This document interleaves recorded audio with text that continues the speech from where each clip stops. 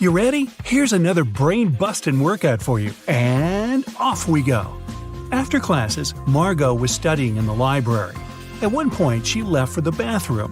When the girl returned, she found out her wallet was gone. Margot immediately called the police. The librarian said she'd seen some guy, but she had poor eyesight and couldn't remember what he looked like. After listening to her vague description, the police officers questioned 3 students. Owen said he had been studying and hadn't even left his desk until the police arrived. Finn said he'd seen the girl but never really paid attention to her. He was looking for some books. Lucas said he'd been busy talking to his friend on the phone.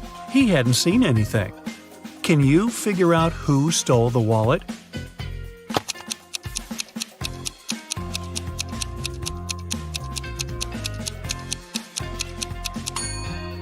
It was Luca. He said he'd been talking on the phone, but it's prohibited in the library. If he had used his phone, he'd have been immediately kicked out. So, he's lying. During a casual walk deep in the forest, Esme got lost. After hours of wandering, she saw a witch's house. Esme asked the elderly woman to show her the way back. The witch refused, but she was in a good mood and offered a deal. She gave Esme 3 apples. 2 of them were poisoned and 1 was okay to eat. The girl had to pick 1 apple and bite into it. If she didn't get poisoned, the witch would show her the way home. Esme was a smart girl and managed to do it. How did she know which apple to pick?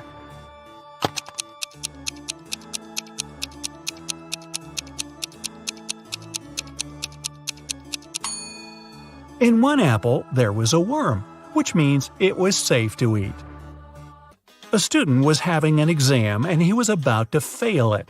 The professor decided to give him one more chance and asked the last question. It was, "What's my oldest daughter's name?"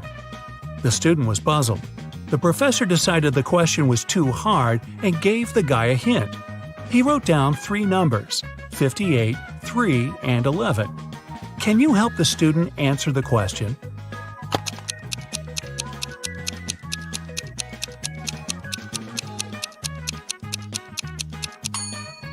It's a chemistry class.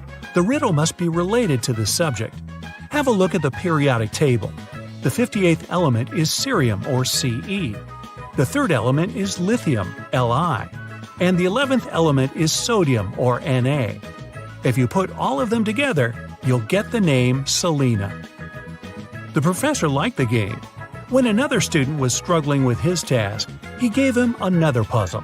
The man said, "I have daughters. All of them, except 2, have dark hair. All of them, except 2, have blonde hair.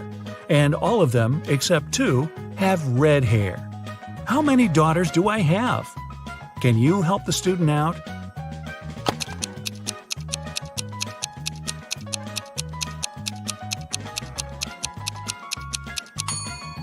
This time, the riddle has nothing to do with chemistry. Pure logic. The professor has 3 daughters. One of them has dark hair, the second is blonde, and the 3rd daughter has red hair. Ben was walking in the park at night when someone knocked him out and stole all his stuff. The guy went to the police. 3 people, Cole, Jerry, and Bernard, were in the park at that time. They got arrested. The detective gave each of them a marker and asked them to write their names on the whiteboard. As soon as they finished, he immediately arrested the right person. Who was guilty, and how did the detective find it out?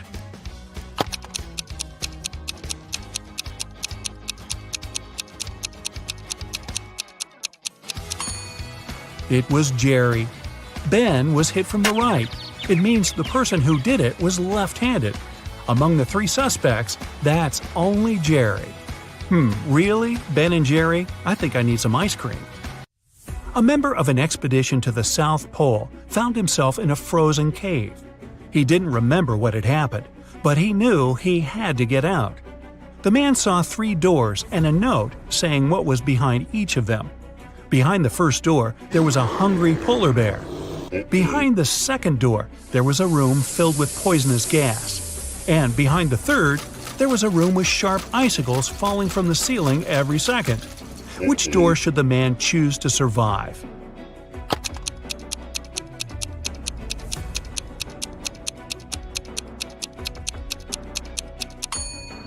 He should pick the first door.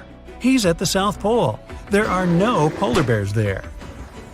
After classes, Nora stayed at the university. She needed to finish her project. She was sitting in the hallway. Soon she got hungry. The girl went to grab some food and left all her stuff behind. When Nora returned, she checked her things and called the police. She told them what had happened and reported her wallet stolen. There were 3 other students nearby. All of them were questioned. Kennedy said she had been texting her friends. Ethan said, "I did sit close to Nora for a while, but I didn't see or touch her wallet." Gabriella said she had been in the classroom and just walked out a couple minutes before. The detective listened to them and left without arresting anyone. Why?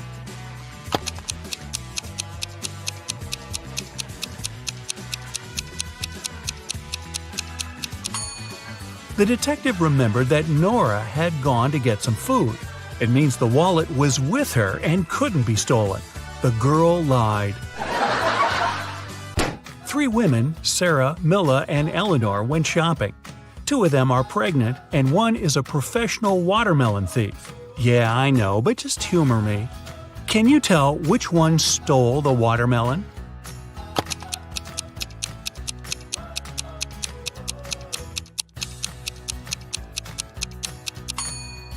It's Milla. She's wearing heels. It's not the kind of shoes pregnant women would wear. Aurora was spending her summer in the countryside. She often took long walks in the forest alone. One day, she saw a huge mansion. It was obvious no one lived there, so she entered the house. It was dusty inside, but still beautiful. Aurora took some pictures and left the place. When the girl came back home, she looked through her photos. She wanted to pick the best ones to post on her social media, but then she saw one of the photos and screamed. Take a careful look at this photo. Can you see what scared her so much?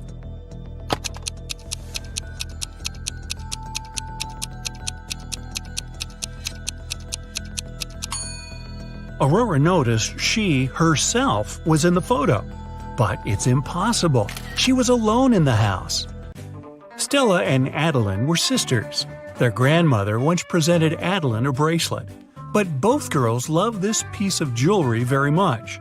So sometimes Stella snuck into her sister's room and borrowed the bracelet. One day, Adeline came home and noticed the bracelet was gone. She knocked on her sister's door. Stella opened the door, realized it was her sister, and shut it again. In a couple of minutes, Adeline managed to break into the room. She started searching for the bracelet. Stella told her that this time she hadn't taken Adeline's jewelry. Adeline didn't find anything and had to leave. But on her way out, she remembered something and managed to get her bracelet back. Where was it?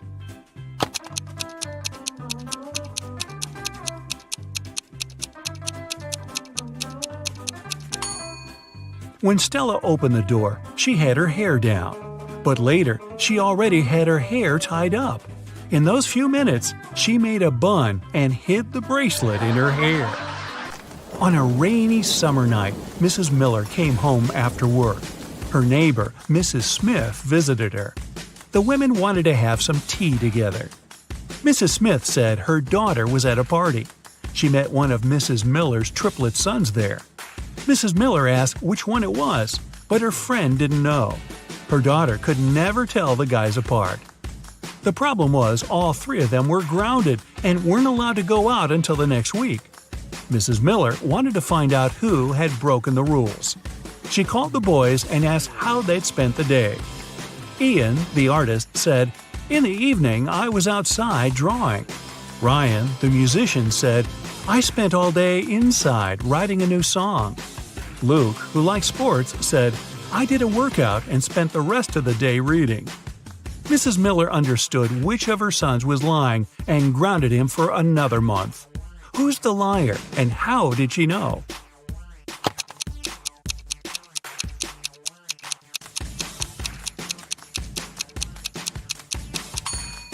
Ian lied. He said he had been drawing outside. but it was raining. Another day, another walk in the forest, and Esme got lost again. And still, she managed to find the way to the witch's house. This time, the woman had another task for Esme. The witch gave Esme a candy bar and a knife. She was going to perform 7 tricks. After each of them, Esme had to give her 1/7 of the bar. But there was a catch. The knife was magical and could only make 2 cuts. It was also impossible to break the bar or cut it without the knife. How did Esme fulfill these conditions and return home?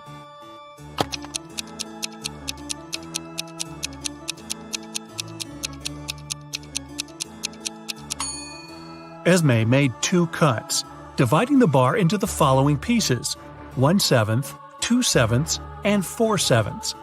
After the first trick, she gave the witch the 1/7 piece. After the second one, the girl offered the woman the 2/7 piece and took away the 1/7. After the third trick, she gave the witch the smallest piece back. After the fourth trick, Esme took away the first 2 pieces and gave the woman the 4/7 piece. Then she gave her the smallest piece again. After the sixth trick, the girl took away the 1/7 and gave the witch the 2/7 piece.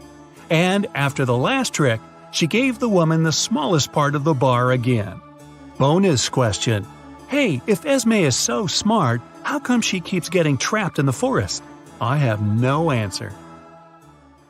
Kira is a very independent young lady. 2 years ago, she moved into a 1-story house in Alaska. Since then, she's been living there with her dog. Her house is made of sandstone, and it's pretty cozy and warm. Can you guess the color of the stairs inside?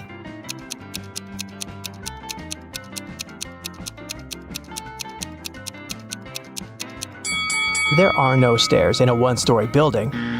One day, Kira went to town to buy some dog food and meet with her sister, Mia. They went for a walk and stopped in front of these 2 houses. In each house, a family with 2 pets with dogs or cats lived there.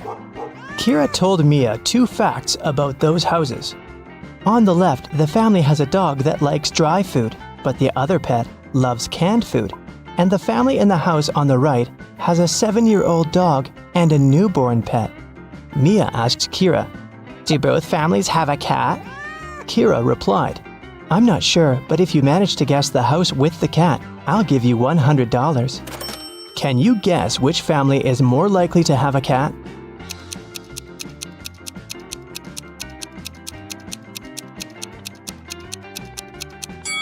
Okay, let's analyze this. The house on the left offers us 3 possible scenarios: a younger cat and an older dog, a younger dog and an older cat, or just 2 dogs. We can't consider a cat-cat option because Mia mentioned that there was at least 1 dog in that house. Now, all these 3 options are equally possible, and 2 of them include cats, so the chances of a cat living in that house are 2 out of 3. As for the house on the right, there are 2 possible scenarios. Since we already know that the older pet is a dog, here's the first possibility. The younger pet is a cat, and the older animal is a dog. And the second possibility suggests that there are just 2 dogs. So, here, the chances are 1 in 2. That's why Kira should choose the house on the left. This way, her chances of winning are higher. Mia invited Kira to visit her workplace. She's a manager in a luxury resort hotel. The building has 7 floors. 5 people are now staying in the rooms on the first floor, and on each next floor, there are 3 people more than on the previous floor. Can you figure out which floor the elevator is called most often?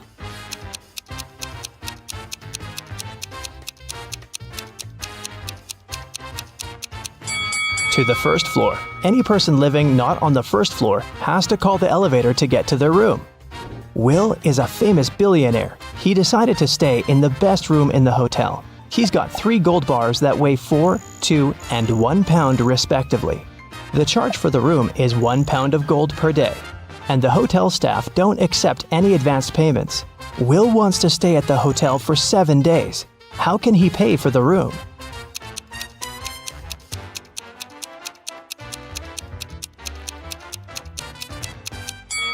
Here's the scheme. On the first day, Will should give them his 1 pound bar. On the second day, he should give the 2-pound bar and take his 1-pound gold bar back. On the 3rd day, Will should pay with the 1-pound bar again. And on the 4th day, the guy should give the 4-pound bar and take both the 1 and 2-pound gold bars back. On the 5th day, he can pay with the 1-pound bar. On the 6th day, he can give them the 2-pound bar and take the 1-pound bar back. And finally, on the 7th day, Will should pay with his last 1-pound gold bar. Will offered Mia a deal. If you crack my riddle, I'm going to give you the biggest diamond from my collection. He arranged these matchsticks in a square, which contained 4 smaller squares. Can you remove only 2 matches so that there's only 2 squares instead of the 5? Mia nailed it right away. What about you?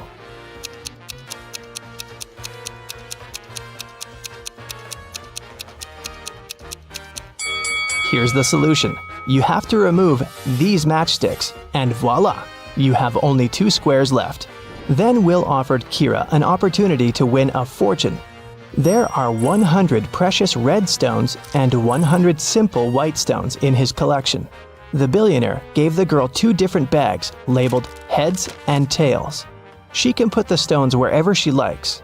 Then, Kira has to flip a coin and choose a stone from the corresponding bag, heads or tails.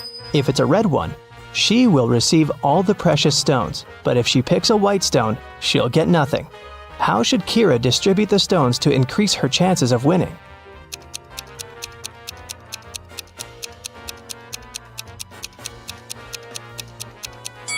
If she puts just 1 red stone in one bag and all the other stones in another, her chances of winning will be 3 and 4.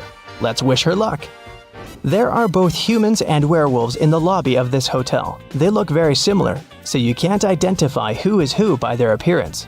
Both people and werewolves tell either only the truth or only lies. These 2 handsome gentlemen came up to Mia and Kira.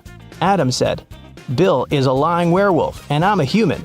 And Bill said, "Adam is telling the truth." Can you help Kira and Mia decide who these 2 guys really are?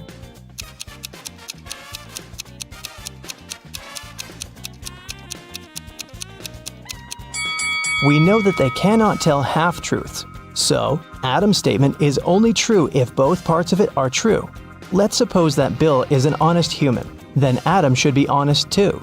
But Adam called Bill a liar, which creates a conflict. It means that Bill's statement cannot be true. So Bill is a liar. And knowing that, we can conclude that Adam is a liar too. But what about their nature? Are they humans or werewolves?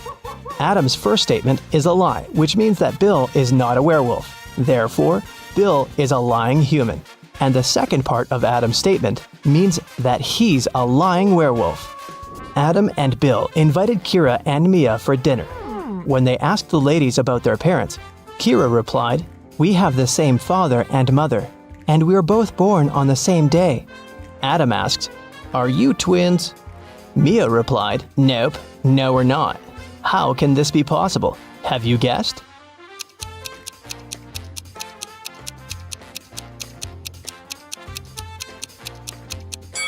Kira and Mia are not twins. They're 2 of a set of triplets. They have a 3rd sister, Sophie. Hi. Kira and Mia went to the swimming pool. They saw 10 swimmers chilling on sunbeds near the pool. 2 of them decided to jump into the water. How many swimmers remained near the pool at that moment?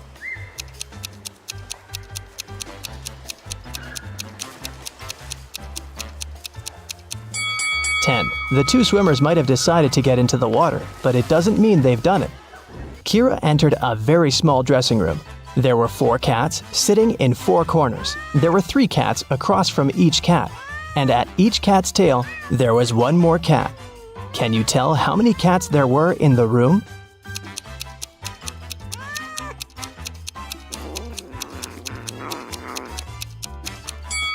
The room was very small. Each cat was sitting near the tail of the cat from the neighboring corner. In the ladies' room, Mia met this weird woman standing in front of the mirror and applying some lipstick on her forehead. Can you guess what's going on?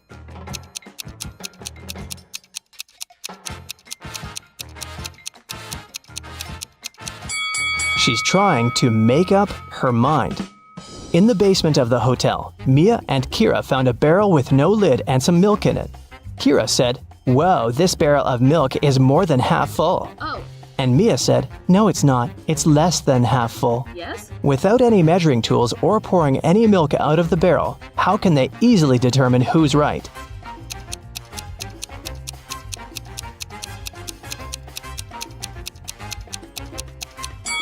They should tilt the barrel until the milk touches its lip. If the bottom of the barrel is visible, it's less than half full. And if the bottom is still completely covered with the milk, then it's more than half full. A large group of students came to a scientific conference held at the hotel. 280 students study chemistry, 254 students study physics, and 280 students study biology.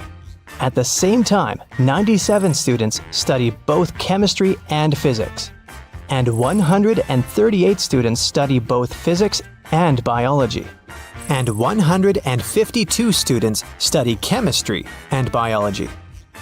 Also, there are 73 students who study all three subjects. Can you figure out the total number of students at the conference?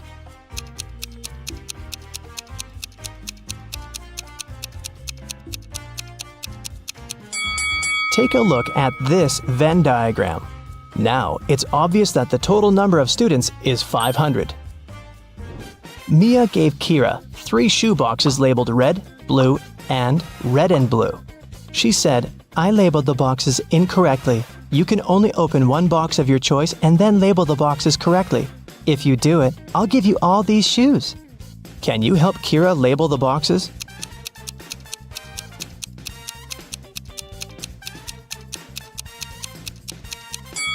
Kira should opt for the box labeled red and blue. Since the boxes are labeled incorrectly, this box will contain either red shoes or blue shoes. Let's suppose that Kira found red shoes inside the box. Now she can remove the red label from the wrong box and put it on the correct one. Meanwhile, the box labeled blue cannot have blue shoes inside. Neither can it contain red shoes. It means the blue box must contain both red and blue shoes. Now, Kira has only one remaining box that she can label as blue, and if inside the red-blue box there's a pair of blue shoes, Kira can use the same logic to label the remaining shoes. Take a look at the table. How many matches can you see?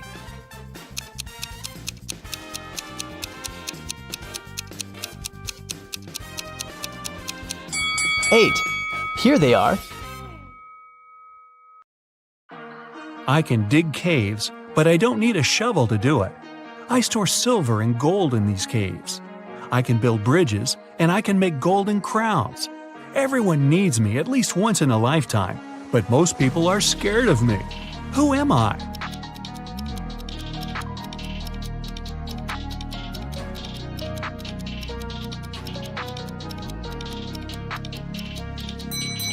I'm a dentist. The mystery of growth. When Mike was 15 years old, he hammered a nail into a cherry tree in his grandmother's garden. He wanted to mark his height. 10 years later, he returned to see if the nail was any higher. If the tree grew 1 inch taller each year, how much higher would the nail be?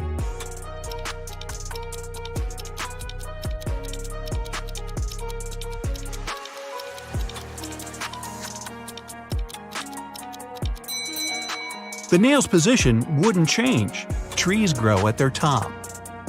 An orange riddle. Jenny was locked inside a room with 15 other people. Each of them could see the entire room and everyone inside.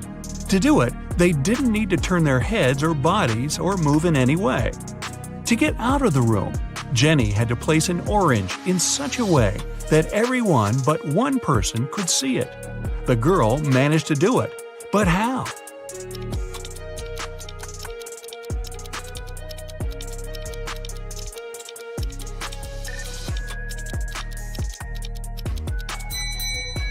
She put the orange on one person's head. Which one is more expensive? Eric went to the supermarket and took 2 oranges and 1 watermelon. They cost him $6. Helen went to the same supermarket. She opted for a lemon, an orange, and a watermelon. The girl paid $8.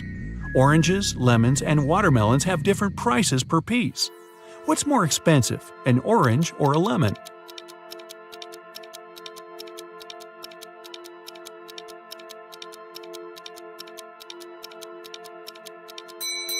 Eric had 2 oranges and a watermelon, which cost him $6.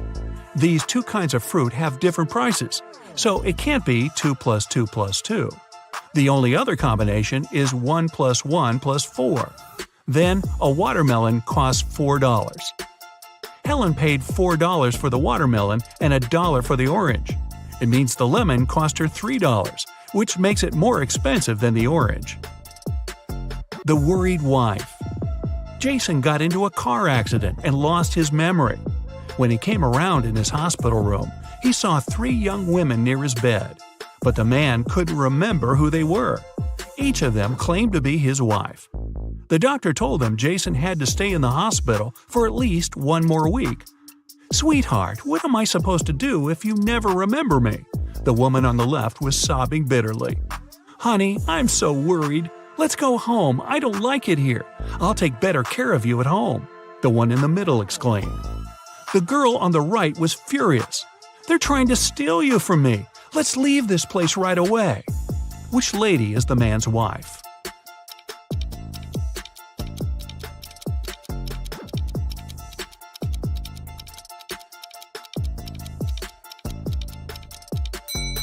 She's the one on the left. She's the only one who's worried. The other 2 want to take Jason away from the hospital, but he's injured and needs medical care. The inheritance. Jim's uncle Archibald was a wealthy man who loved playing pranks on his relatives. That's why, when he passed away, no one could find his will. But one day, a few years later, Jim was looking through some old papers. Suddenly, his breath caught in his throat. The document he was holding was his uncle's will. It read, "I hid all my money and other valuables at 3 p.m. sharp under my favorite cherry tree, right where its shadow ends. The one who digs it out will be my heir." Jim was beyond happy. He was going to be wealthy. He drove to his uncle's posh villa and found the cherry tree. He waited till 3 p.m. and started to dig. But try as he might, his efforts didn't pay off. Confused and upset, he had to return home. Why didn't he find anything?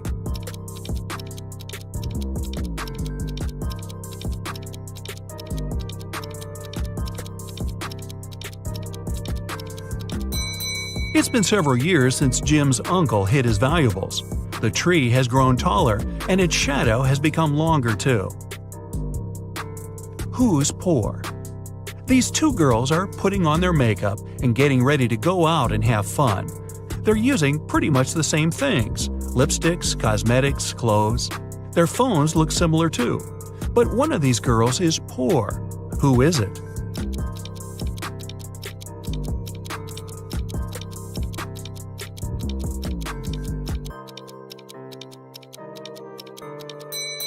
Take a closer look at the girl on the left.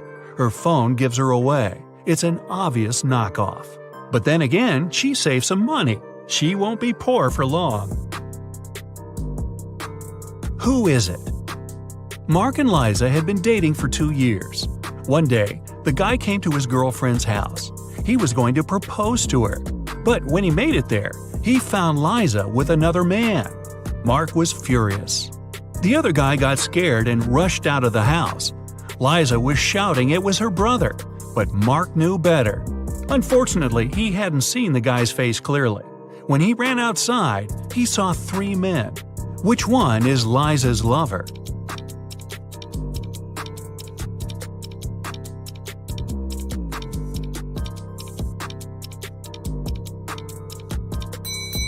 It's the guy on the left. It's freezing outside, and the other 2 guys have red cheeks and noses. But the third guy's face is pale because he just left a warm house. A weird choice. Every day, Mark rides his bike to the railway station to get to the college. There are 2 stops near his home. One is a mile away from his house, and the other 2 miles away in the opposite direction. In the morning, he always gets on the train at the first stop, and in the afternoon, he gets off at the second. Why?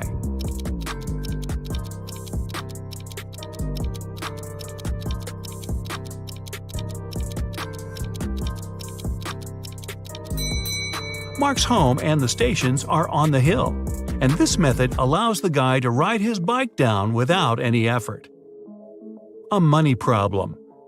A notorious criminal caught rich businessman Brian and locked him in a room. "I won't let you go until you double the money I leave for you." And the criminal put $5,000 on the table. By the time he returned, Brian had already doubled the money. He hadn't left the room or communicated with anyone. Then, how did he do it?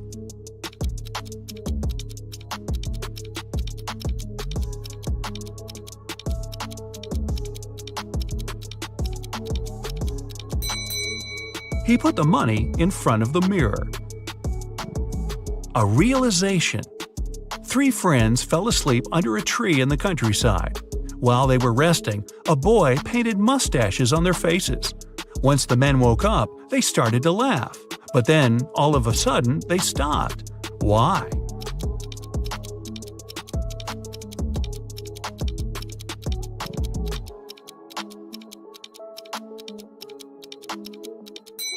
At first, they saw the mustaches on their friends' faces and found it funny.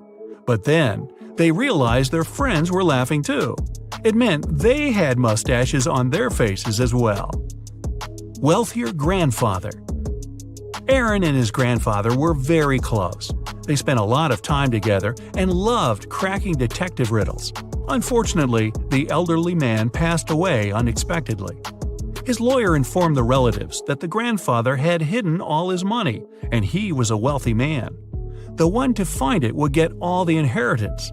Aaron realized the grandfather wanted him to get everything. He ran to the elderly man's office and soon understood where to look for the money. Can you figure it out?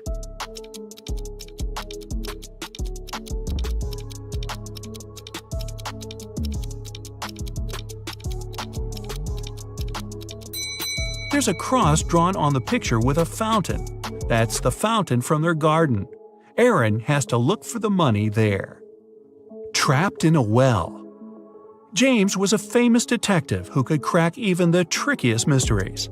Once, he was investigating a case and found some crucial evidence. The next morning, he woke up in a well. It was old and deep, but luckily not filled with water. On the flip side, there was no way the detective could get out to the surface. Suddenly, James saw his main suspect's face at the top of the well. "You won't live long enough to rat me out," the man shouted. And then, the detective felt soil falling on his head. The guy was going to bury him alive. But in an hour, James was already out of the well and running away. How did he manage to get out?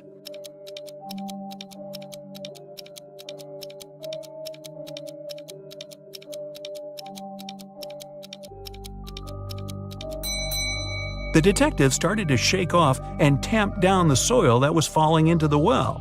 He was getting closer and closer to the surface until he managed to jump out and run away. Stolen documents. Early in the morning, Ashton got a call from his friend, an owner of a big company.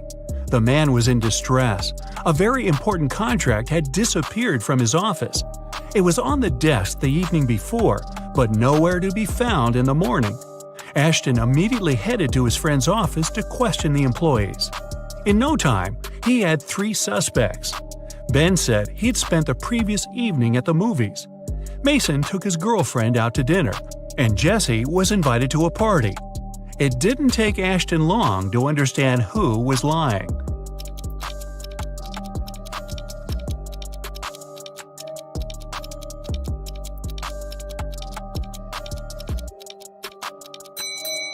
It was Ben. His ticket wasn't torn, so he didn't actually go to the movies. Real or fake? Paul decided to visit his elderly aunt he hadn't seen for several months. But when he got to her house, he saw 2 men wearing construction worker uniforms. They were moving out some furniture. "What are you doing here?" Paul asked. "Mrs. Sanders hired us to help her get rid of old furniture. We're from Pick and Carry Transport Company," one of the men answered. He sounded honest. But Paul was a smart guy. He felt there was something wrong about the whole situation. Suddenly, he realized the men were burglars. How did he understand it?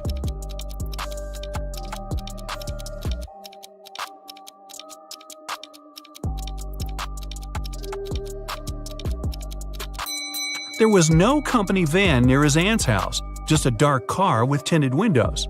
Plus, why were the men wearing construction worker uniforms if they were movers?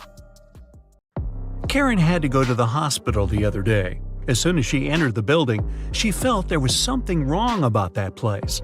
Walking along the corridor, she saw two nurses. Which nurse is fake?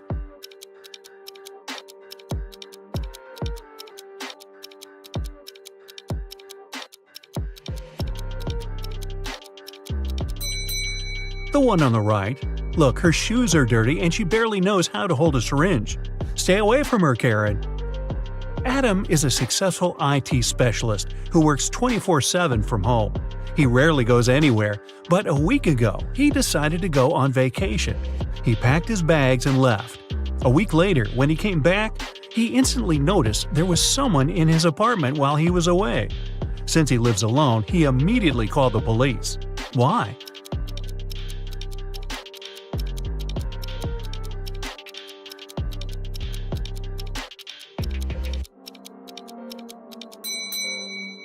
Before he left, there was a bin full of papers and candy wrappers. When he came back, the bin was empty. Adele just loves traveling and does it any time she can. She took some days off and headed to the airport to go to a new destination. That morning, there were only 4 flights. Paris, departing at 7 a.m., New York, departing at 7:30 a.m., Los Angeles, departing at 8:05 a.m., and Sydney, departing at 8:10 a.m. Where's Adele flying?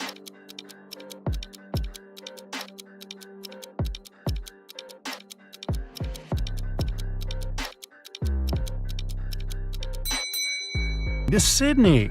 Look at her suitcase. It has several stickers on it. A sticker with the Statue of Liberty means she's already been to New York.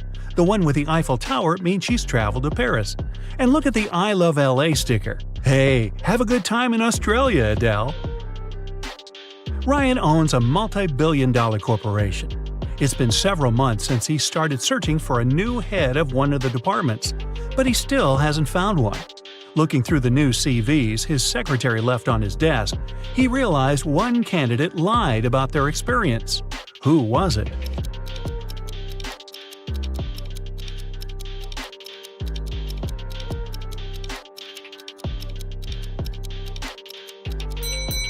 There are 3 CVs. Each of them has the candidate's age, work experience, and education. But how can someone born in 2000 have a PhD in economics? When Jessica came home from work, she noticed that someone stole an expensive painting from her bedroom, hanging right above the bed. She immediately called the police and explained what happened. She said she didn't touch anything in that room, and when she noticed the painting had been gone, she called them to investigate. The police arrested her on the spot. Why did they arrest her?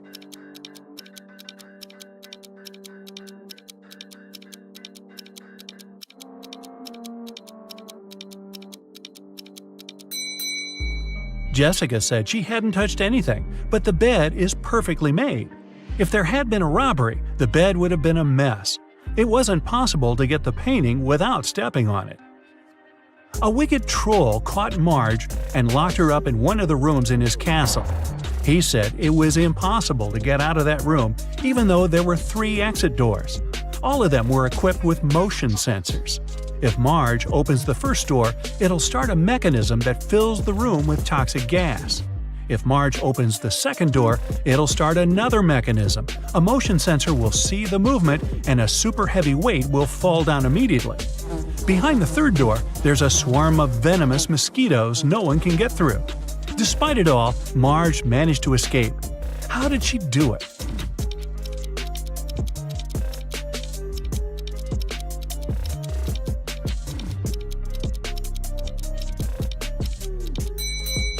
She tricked the motion sensor behind the second door into thinking it was her moving there.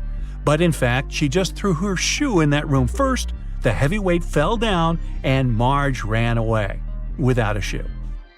You have 5 pencils. Green, blue, and orange ones are short. Red and yellow pencils are long. You need to arrange them in a special order. Long pencils are next to each other. The green pencil is between the orange and the red pencil. The pencils on the edges are of different sizes. The fourth pencil is short.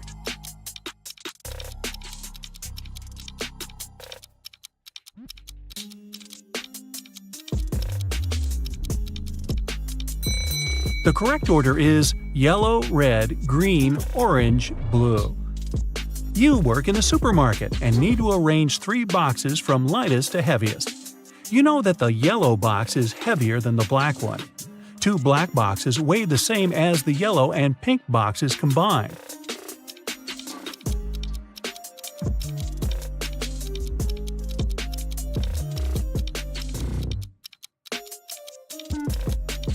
Okay, this was pretty simple. First goes the pink box, the lightest one.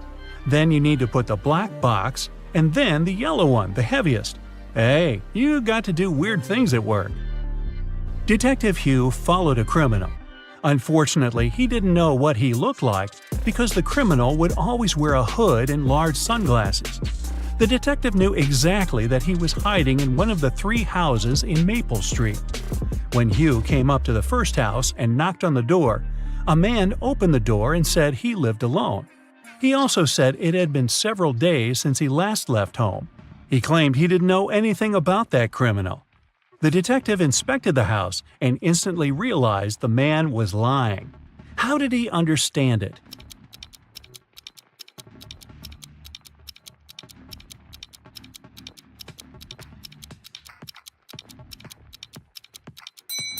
There's an umbrella hidden behind the sofa. The umbrella is wet and there is a small puddle on the floor. This man is either the criminal or he's trying to hide one. Mike was driving back home in Chicago in winter when a blizzard started. The weather was awful, and Mike thought it would be safer to spend a night in a hotel and wait until it stopped snowing. The hotel was a bit iffy, but since it was for one night only, Mike thought it was okay. The next morning when he checked out and came up to his car, he noticed something was wrong and called the police. What was the problem?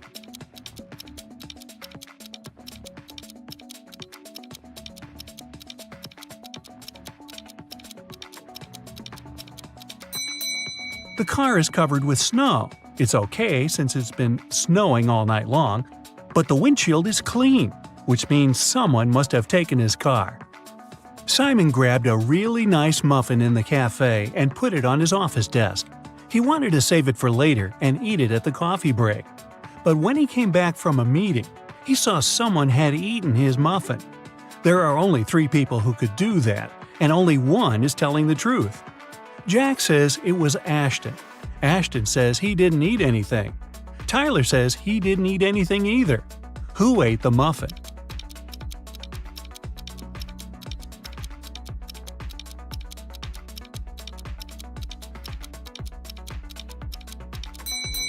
It was Tyler. Only one person is telling the truth, and it's Ashton. If Jack or Tyler told the truth, then it would be 2 people who were telling the truth. But Simon knew only one person wasn't lying. A vampire recently moved to a big city where nobody knew him to start a brand new life. Still, he just couldn't help it and started biting locals every single night. People got scared and asked Detective Ryan to help them out.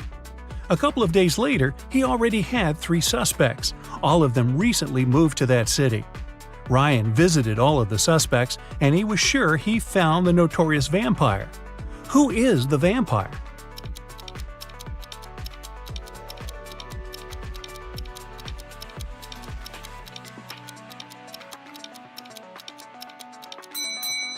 Well, the man on the left has loads of garlic in the kitchen, and vampires can't stand it.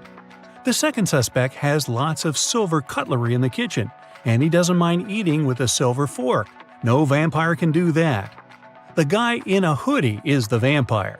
Hey, looks like someone has to move again. A man went to a houseware store to grab something for his new apartment. If he grabs one good, it costs $1. If it's 13, it costs him $2. If it's $138, he'll pay $3. What did he buy?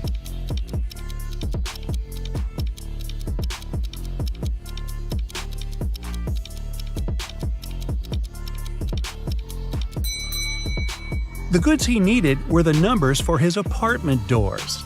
He lives in apartment 138, so he bought 3 numbers for $1 each.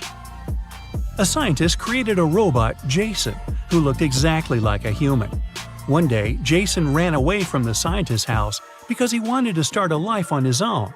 Hey, maybe he could be roommates with that vampire. The police started looking for him immediately, but the scientist had no photo of Jason. They soon realized Jason was hiding in the swimming pool and went there to investigate. There were 4 men in the swimming pool claiming they had spent almost an hour swimming, and the police asked them to do one thing to prove they're not robots. This way, they found Jason in no time. What did they ask them to do?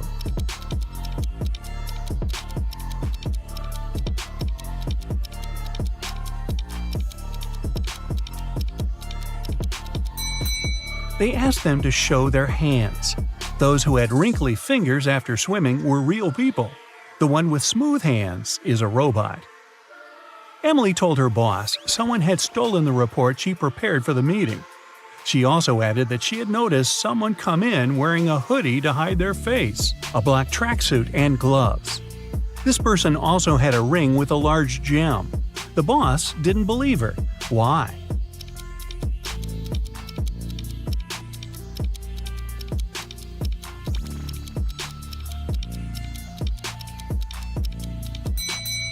She said the person was wearing gloves. Then how did she see that ring then? Emily must have simply stained that report with coffee she drinks all the time. Yep, the police found out that several criminals were going to leave the country by plane. Unfortunately, no one knew what they looked like or how big the group was. 4 suspicious men were detained and their baggage was examined. Can you figure out who is innocent?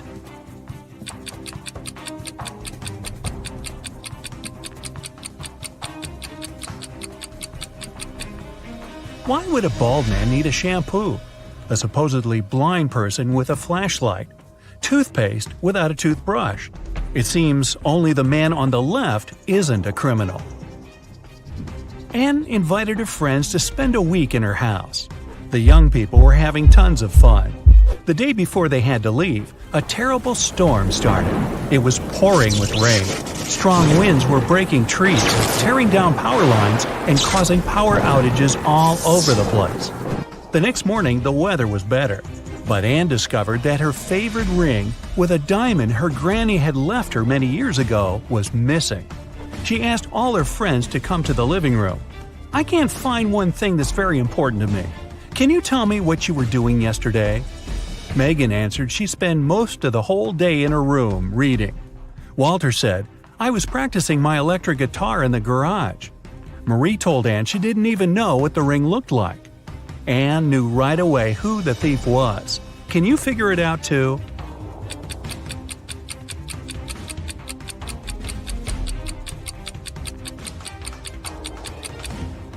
There was a power outage. It means Walter couldn't be playing an electric guitar. And Anne said nothing about the important thing being a ring. So how did Marie know it? Walter and Marie stole the ring together. A jewelry store manager called the police. "Help!" he shouted. "My store has been robbed!" When the officers arrived at the place, they couldn't see the man. Suddenly, they heard someone banging on the door. They didn't notice this door at first because it was hidden in the corner. When they unlocked it, they saw a man. It was the manager. "Someone locked me in here. It must be one of the shop assistants." The police officers asked the man to call his employees. They were going to question them. "Just a second, I can't find my phone." "Ah, here it is." The manager didn't even start to dial the number before the officers arrested him. Why?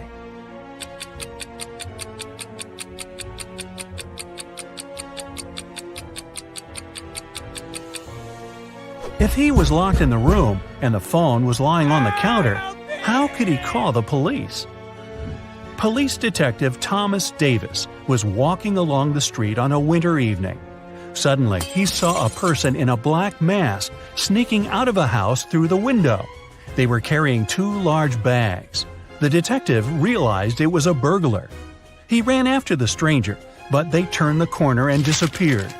Thomas understood the criminal had hidden in one of these houses. But which one?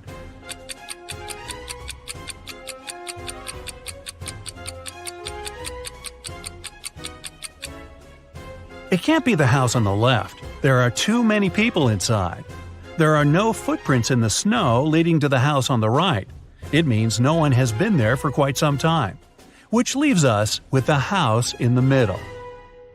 Nathan sneaked out of the house late in the evening to meet his girlfriend. The teenager thought he was extremely careful and quiet, but his whole family knew about his plan. They were aware the guy would return at midnight. They decided to make a bet. The one who would see Nathan first when the guy started climbing the fence would be the winner. No chores for them for 1 week. Not to fall asleep, Nathan's dad switched on the TV. The teen's grandfather settled in the living room to read a book. The grandmother went to the kitchen to make pizza. And Nathan's mom went to her room, sat down on the floor, and started to meditate. Who's going to be the first to spot Nathan when the time comes?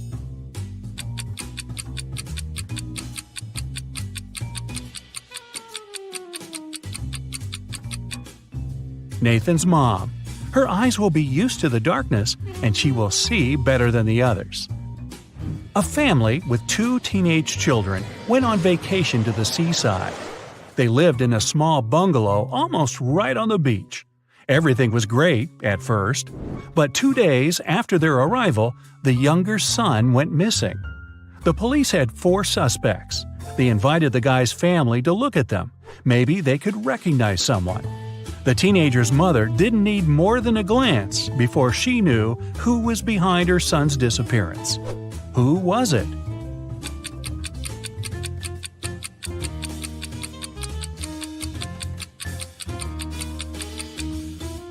It's the man wearing the missing guy's baseball cap. Carl, an heir to a giant fortune, was found unconscious during a wild party. His sister, Sarah, stumbled across him in the bathroom. The guy was lying on the floor, barely alive. Sarah immediately called the ambulance and police. Carl was taken to a hospital. Doctors saved his life, but the guy was still unconscious. He couldn't talk. When the police questioned Sarah, she told them that her brother had felt unwell. He went to the bathroom to freshen up. After some time, she heard some noise and went to check on him. Carl must have slipped and hit his head on the sink. After the police officers heard this story, the sister got arrested right away.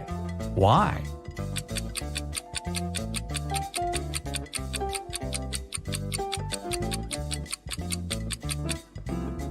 For one thing, it happened during a loud party. How could the girl hear any suspicious noise? Carl was also lying too far away from the sink, which was on the other side of the bathroom. Boy, with a sister like that. Look at this picture and try to figure out who is from the future.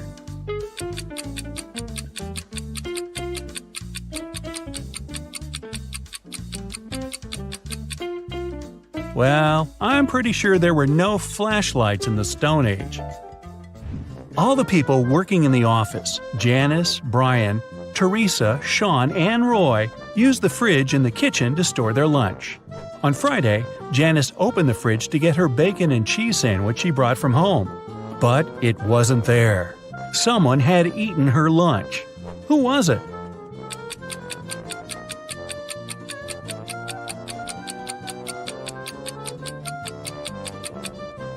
Well, it couldn't be Brian. There's a wet umbrella near his desk.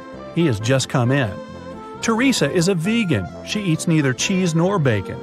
Roy is on a diet, and such a sandwich is by no means light food. This means Sean was the one who stole Janice's sandwich. You bad boy. When Joe came to work, he saw his safe was open. All the money and important documents were gone. He immediately called his friend, Detective Callum. When the man arrived, Joe told him, "I think it was one of my employees. They must have borrowed my key and opened the safe." Callum questioned the 3 people who worked for Joe. Wayne said, "I don't even know what the safe looks like. And of course, I don't know which key opens it." Austin said, "I'm Joe's assistant. I do have the second key to the safe, but I was on holiday and just returned." And Julia just said, I can't prove it, but I didn't do it. Who's lying?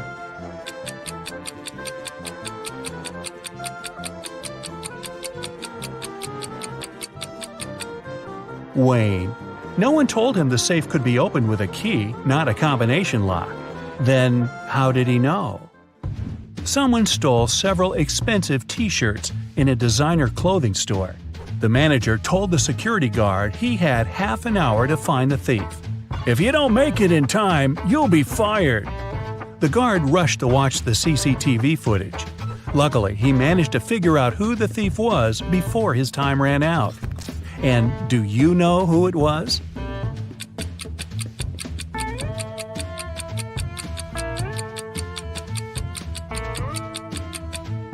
It's the man in the dark blue sweater. His belly miraculously became larger after he spent some time in the store. He must be hiding the t-shirts under his sweater.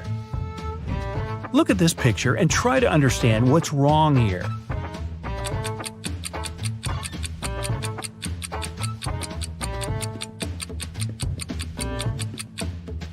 The reflection in the mirror is all wrong. Terry was sailing around the world when his yacht got caught in a terrible storm.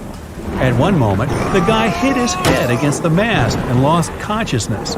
When he came around, he was on a beach. Unfriendly-looking locals had gathered around. Soon, Terry figured out they really didn't like strangers. They offered the guy 3 options: to send him to a cave filled with tarantulas, throw him into a pit swarming with yellow scorpions, or make him meet hungry lions. What should Terry choose to survive?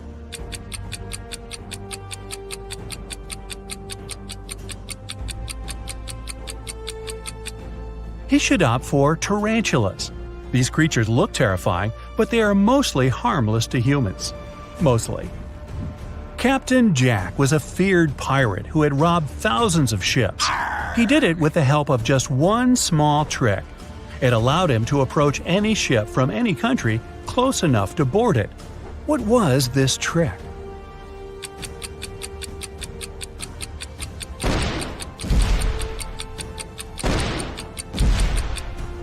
Captain Jack had a collection of flags from different countries.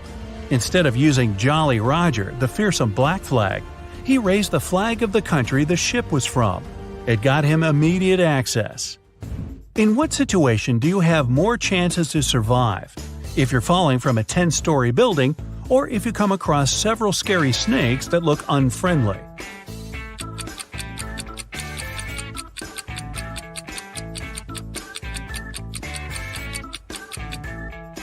The snakes might not be venomous, then they won't cause you any harm. But if you're falling from a big height, well, only a miracle can… Nah, nothing's gonna save you. Bye-bye! Psst. Share in the comments how many of these riddles you will answer correctly. Samantha and Jack got stranded on a tiny uninhabited island. They had no radio or cell phones, so they couldn't inform rescuers about their dire situation. There were no trees on the island, so they couldn't make a smoke signal, and all around them was just sand and rocks. Suddenly, Samantha noticed a plane circling the sky in search of them. Unfortunately, it was flying too high, and the pilot couldn't see them. That's when she got a bright idea.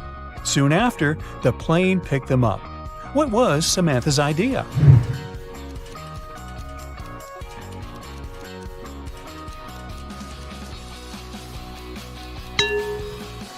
To use rocks to spell out SOS on the sand. Detective Cooper needed to find out the very last piece of missing information in a case he had been dealing with lately. He finally got to the office where secret documents were hidden. To open the door, he needs to choose the right button. There are 3 of them, a yellow one, a green one, and a blue one.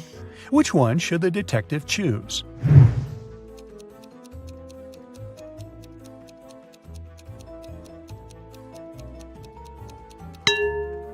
The detective needs to choose the blue button.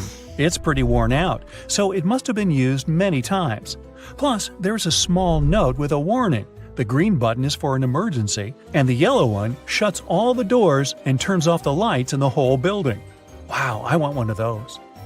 One day, Amanda thought her boyfriend Eric had a secret from her. To find out what it was, she needed access to his laptop. She had no idea what the password was, but luckily there was a post-it note right on his desk. However, she needed to decipher the pass. Apple, man, dog. Can you crack this code?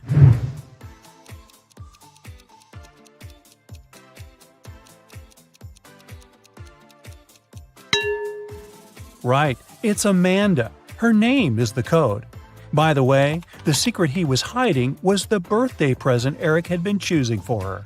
Well, that's what you get for snooping. Jack and Jim agreed to say yes all day long to all questions. If one of them doesn't say yes to a question, he automatically loses and must give $100 to his friend. Jim realized there was one question nobody could say yes to. What question was it?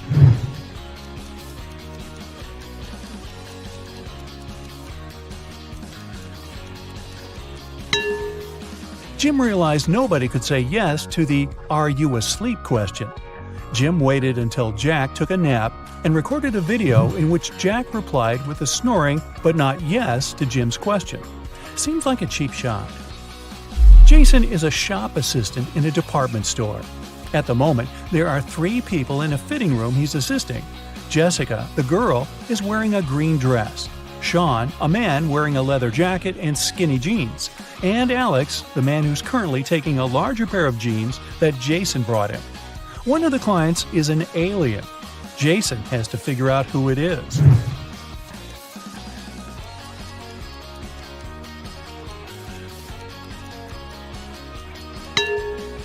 It's Alex. Take a closer look at his feet. Only a reptile or an alien could have such feet.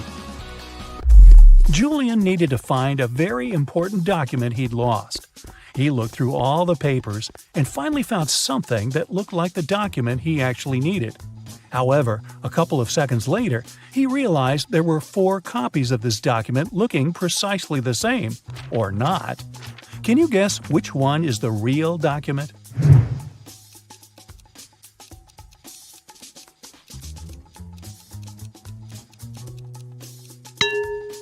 It's the one in the upper left corner. It has a stamp and a signature, and it says Agreement. The one next to it looks similar, but it has a spelling mistake.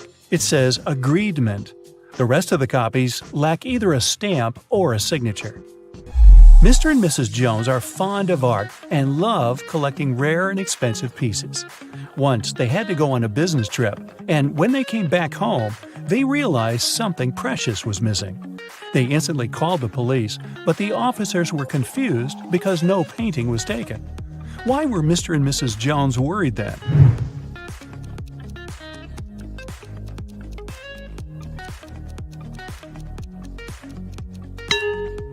A frame was missing. In fact, it cost much more than many art pieces, as it was encrusted with gems. Mary was walking in the woods and suddenly saw a really fancy castle. It was getting late, and she thought she might ask for a stay there overnight. It was a wicked troll's castle, and he really didn't like intruders. Mary was captured and locked in a dark room with 2 guards. Still, the troll gave her a chance to break free.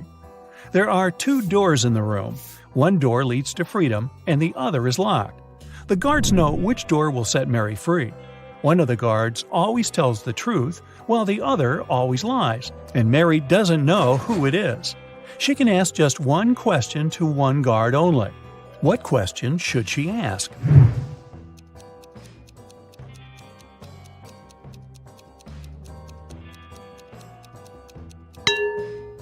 If Mary says, "If I ask your colleague to show me the way to freedom, what door will it be?"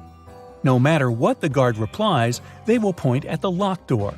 The one that lies will show the wrong door, and the one that doesn't lie will show the wrong door too, since it would be chosen by the one who lies. This way, Mary knows the wrong door, and she needs to select the other one. One man went to his friend's party and told his wife he'd be back before sunrise. He shaved and left home. He returned, as promised, before sunrise, but he was sporting a long, thick beard. How come?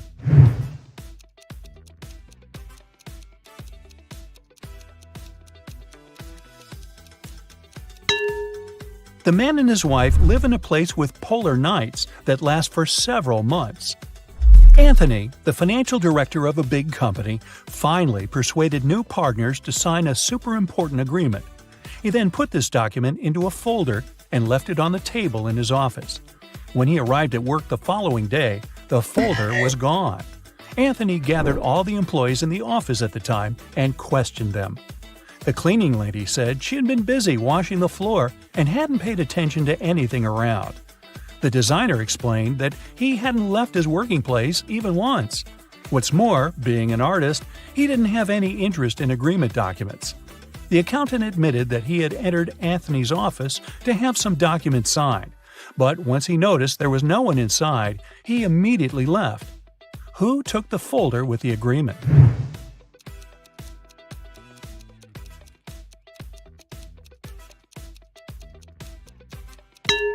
It was the designer. Anthony never mentioned which folder was gone. How would he know that the missing folder had an agreement inside? Eric wears either only black or only white socks. One morning, he was in a hurry to get ready for an important meeting. Suddenly, the power goes out. The guy has 10 white and 10 black socks in his drawer, but all of them are mixed. He doesn't want to look silly at work wearing different socks. If it's completely dark in the room and Eric can't see anything, how many socks should he pull out of the drawer to get himself 2 matching ones?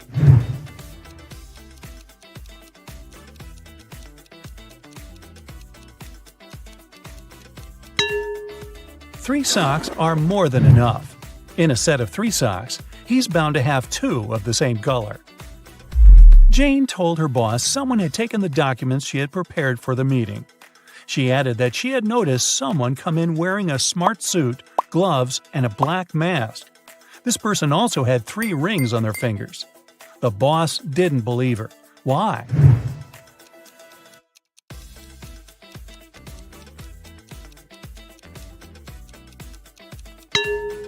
She said the person was wearing gloves. Then how did she see 3 rings on their fingers? Jane must have simply forgotten to print those documents out. On a nice warm day, Vivian, who lived in a town on the seashore, decided to go for a hike alone. But after hours of trekking, she ended up in a section of the forest she wasn't familiar with. Before her, there were 3 paths. One path had bare footprints leading away. Another had human footprints. And the third one was right by the river. Which one should Vivian take to find her way?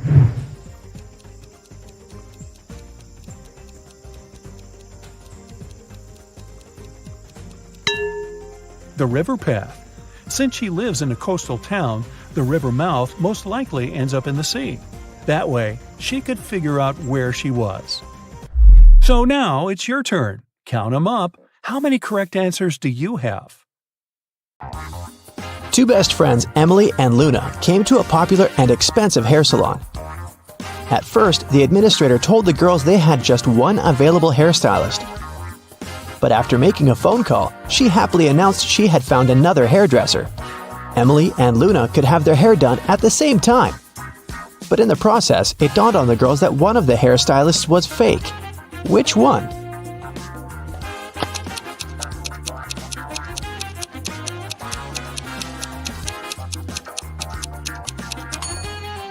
Hairstylists are using regular scissors, but instead of hairspray, the one on the left is holding a can of bug spray. Yeah, that's a big clue right there. Mary and her younger brother Alex were mushroom hunting in the forest. They started to quarrel. So Alex got angry and ran away. After several minutes, Mary rushed after him. She was still fuming but also worried. Soon, the girl reached a small river. A man was sitting on the shore. "Did you see a teenager here?" Mary asked. "Yep, he's just taken a boat and made it to the other side." But Mary didn't believe the man. Why?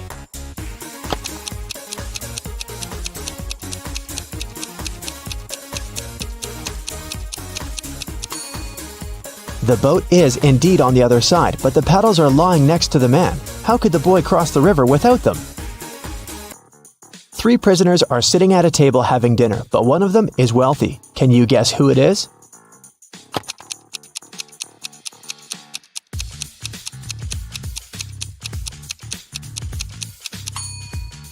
It's not the guy with the steak and shrimps. The little tag on his shirt reveals he's a chef, and he likes to prepare a special treat for himself. The guy with the jewels shows that he's well off, but in prison, jewelry is basically worthless. It's the third guy.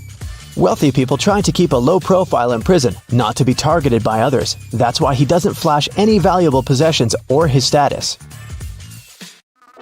It's Friday and all the students have gathered in a big lecture hall to take the end of term exam. The teacher has been informed that one student is going to cheat. Can you tell which one? Pay attention to every detail.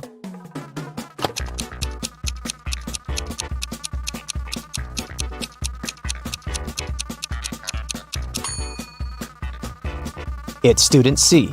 It looks as if he's trying to remember what he's read, but he has all the answers written on his hand. Marta was walking through the park near her home in the evening. It was dark and there was nobody around. Suddenly, someone grabbed her from behind and they bolted away. Marta took off after them. She was pretty sure this person was a woman, but she couldn't make out her appearance or clothes. When Marta ran inside, she saw 3 teachers. The girl looked at them attentively and soon figured out which one of them had taken her bag. Can you do the same?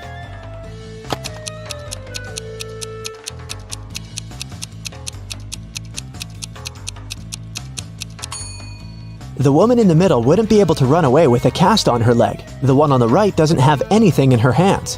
Where would she hide Marta's bag so quickly? But the woman on the left has a big shopper bag on her shoulder. A real teacher wouldn't need to carry it in the classroom, so she was definitely the one who took the bag. Jonathan sneaked out of the house late in the evening to meet his girlfriend. The teenager thought he was extremely careful and quiet, but his whole family knew about his plan. They were aware the guy would return at midnight, so they decided to make a bet. The one who would see Nathan first when the guy started climbing the fence would be the winner. The prize would be no chores for them for 1 week. So as to not fall asleep, Nathan's dad switched on the TV. The teen's grandfather settled in the living room to read a book. The grandmother went to the kitchen to make a pizza, and Nathan's mom went to her room, sat down on the floor, and started to meditate. Who's going to be the first to spot Nathan when the time comes?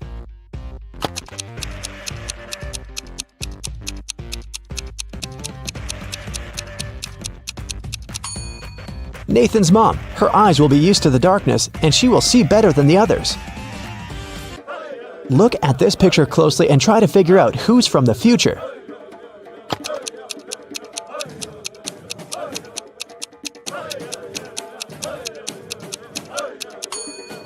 Well, I'm pretty sure there was no flashlights in the Stone Age, so it has to be this guy here. Down in the Sea Kingdom, Stacy met Neptune. He was sitting on his throne, surrounded by 3 mermaids. Neptune asked Stacy to return the pearl necklace to his wife, who had recently lost it. Luke happened to have found the necklace on the shore. Can you guess which mermaid is Neptune's wife, so Luke can give it back to her?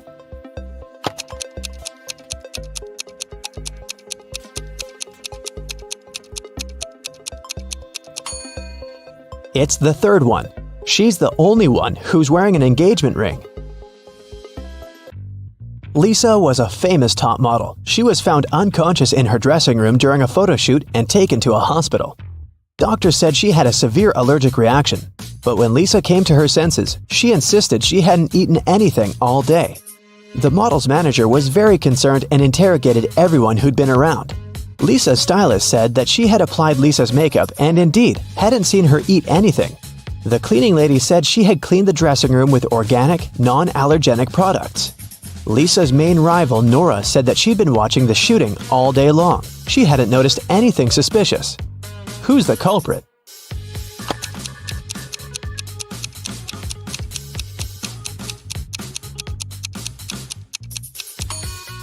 It was the stylist. Lipstick was the only thing Lisa could have swallowed that day. In the middle of the night, Dennis woke up because of a loud crash. One of the kids must have been out, but they know they aren't allowed to leave at night. The man went to check on the children. All 3 of them, Catherine, Ruth, and Larry, seemed to be sleeping peacefully. Look at the kids and try to figure out who sneaked out of the house.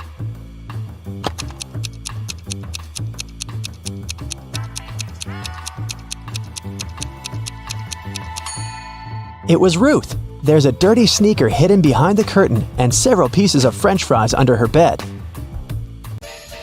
Brenda was traveling by train. It was scorching hot in the carriage. The girl took off her gold bracelet decorated with diamonds and put it on the table in front of her. Several minutes later, the train entered a tunnel, and it got pitch dark. When the tunnel was left behind, there was no bracelet on the table. Brenda was shocked. "Someone's taken my bracelet!" There were just 3 other people in the compartment. Helen said she'd been sleeping. Rachel was reading a book on her phone, and Gregory had gone to the bathroom even before the train entered the tunnel. Who took the bracelet?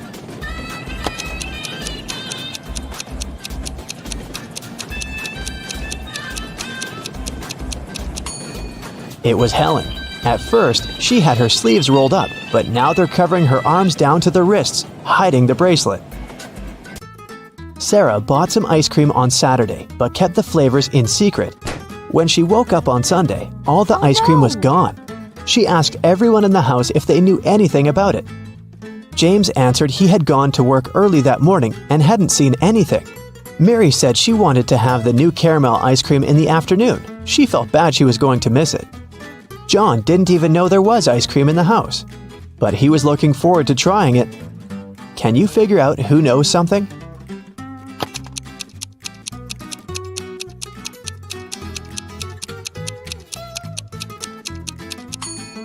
It's Mary. The ice cream flavors were a secret. She couldn't be sure there was a caramel taste among them. Can you tell who's a real mermaid here?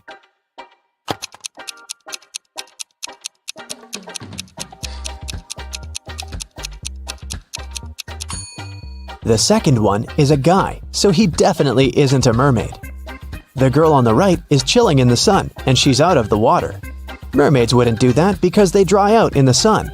So the real mermaid must be the one on the left. There were some thefts at the supermarket. There were 3 cases in total, in January, April, and June. The security camera recorded these videos.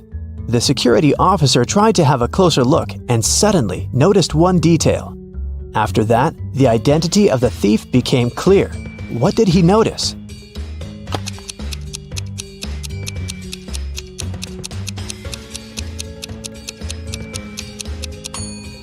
It was the pregnant woman. The attentive security officer noticed that in January, she looked about 6 to 7 months pregnant. In June, she looked the same. Seems like it's the mysterious case of the baby bump that was really a canned ham. One day, a thief decided to rob the local bank. He came up with a brilliant plan to dress up as one of the bank tellers and try to sneak into the vault. As he was approaching the vault, he saw a security guard standing right in front of the door. The robber hadn't anticipated this, so he hid and watched the guard carefully when one of the actual bank tellers walked up to the door. The security guard said 12. The worker answered 6 and got in.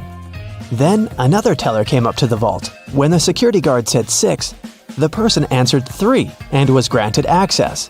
The thief nonchalantly walked up to the security guard when the guard said 10.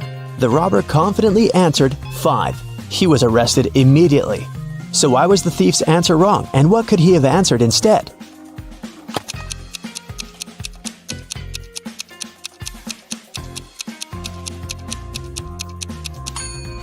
The response has to do with the number of letters in the word.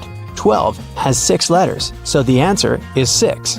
6 in turn has 3 letters, so the answer is 3. Well, you can see by now that the robber should have said 3. Looks like he wasn't as brilliant as he thought. Mr. Jones was watching TV when the doorbell rang. It was a guy who introduced himself as Lincoln. He said that he was a member of a volunteer group. They were collecting donations to save the rarest species of dodo birds. But Mr. Jones didn't believe him and called the police. Why?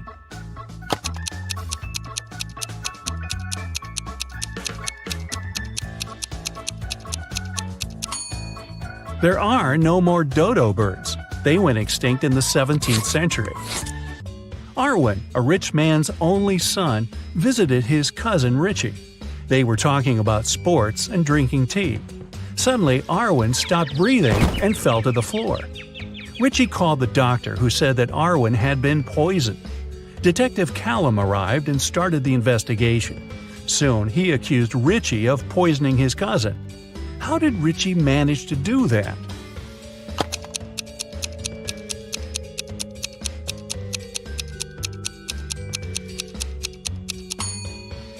Darwin was the only one who drank his tea sweet. The poison was in the sugar. Eloise was studying in the library. She went to the bathroom and left her things on the table. When the girl returned, she realized someone had stolen her cell phone.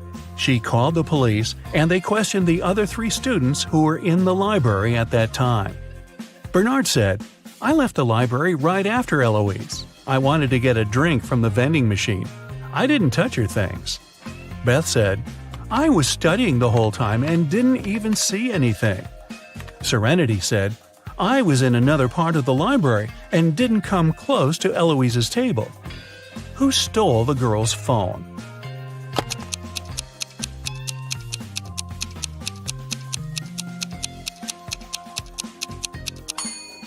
It was Bernard. He said he'd left to get a drink from the vending machine. But look, there are no drinks in there, only snacks. Samantha and her daughter Avery went to the lake to spend some time together. Yay! They found a nice spot and sat down there. A bit later, Samantha remembered she'd left her camera in the car and went to get it. When she returned, her daughter was gone. The woman called the police, and they started to look for the girl. There were 3 people nearby, and the police officers interrogated them all. Benjamin said, "I was walking nearby and saw a girl sitting by the lake, but I didn't do anything to her." Genevieve said she hadn't even seen the girl or her mother. And Victoria said she hadn't seen them either, but she heard someone screaming. Who should the officers arrest?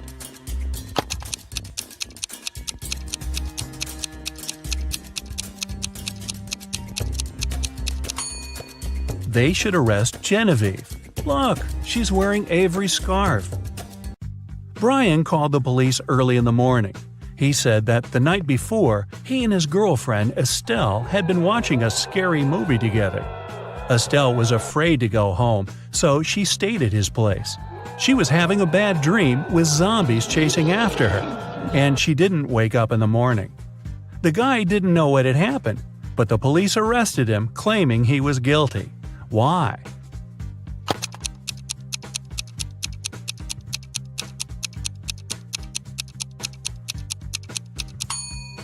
The guy said his girlfriend hadn't woke up in the morning. Then how did he know what she had been dreaming about? Theodore came from New York to his hometown, Chicago, to spend a week with his father. 3 days later, the father called the police and said his son had poisoned himself. The police examined Theodore's things to check if there was anything suspicious. After that, they took the father to the police station for further interrogation. What seemed suspicious to them?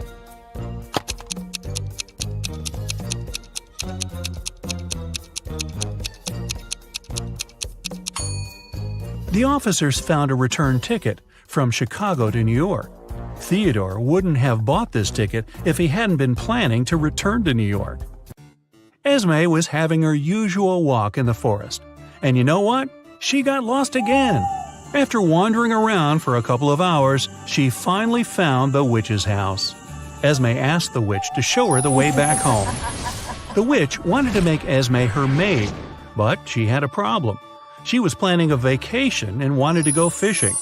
Her fishing rod was 13 feet long, and one was only allowed to take things no longer than 12 feet on the train.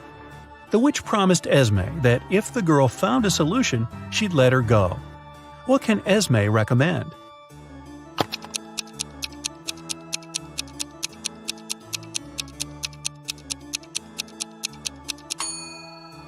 Esme was very good at geometry. She advised the witch to put the rod in a 12 by 5 foot box. Diagonally, it fit perfectly. On a Sunday evening, Mrs. Collins was having tea at her friend's house. Her friend suddenly said that she had seen one of Mrs. Collins' daughters in the mall that day. Mrs. Collins got angry because all of the girls were grounded. She asked which daughter it was, but her friend couldn't tell. She wasn't wearing her glasses when she was at the mall. When Mrs. Collins returned home, she asked the girls what they had been doing the whole day. Abigail said she'd spent the day reading. Brianna said she had stayed at school after classes to study a bit more. Charlotte said that she had been practicing for her upcoming piano concert. Who lied?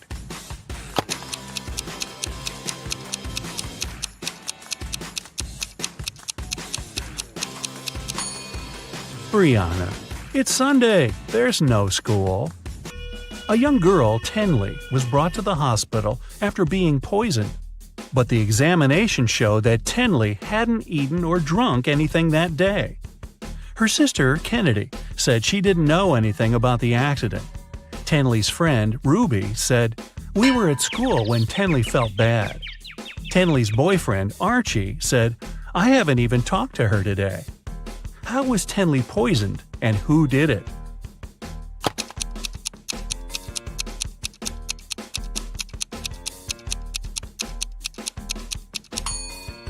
The girl hasn't eaten anything, but she has some lipstick on. That's what contains poison. And the only person who had access to Tenley's room that day was her sister, Kennedy. There was a car accident in a tunnel. The police suspected that one of the drivers, Owen, had fallen asleep behind the wheel.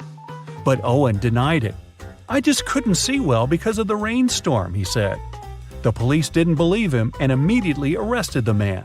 Why?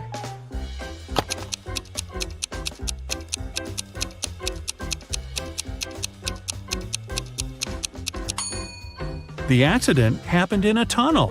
It couldn't rain there. Someone in the town was stealing cars. Every time a car disappeared, its owner would get a message from an anonymous number. In each message, there were 2 emojis that didn't make any sense. The police tracked the number, and the geolocation led to 3 houses. They questioned the owners, Mr. Walson, Mrs. Coleman, and Mr. Woolridge. Can you tell who the car thief is?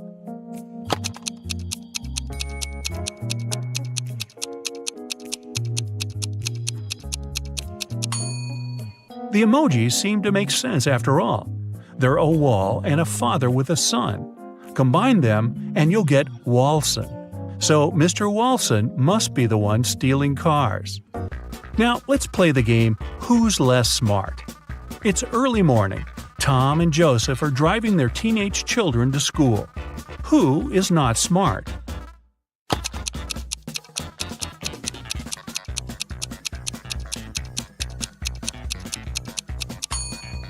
Joseph. His son is not in the car. His father has probably forgotten about the poor guy. Annie and Emma are volunteering in an animal shelter. Annie is feeding the cats, and Emma is washing the dogs. Who is not smart here?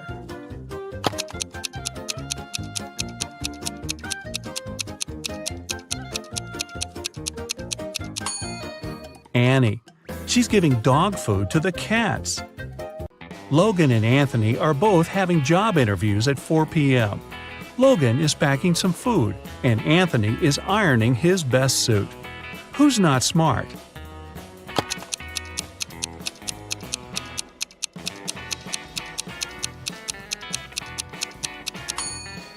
Anthony.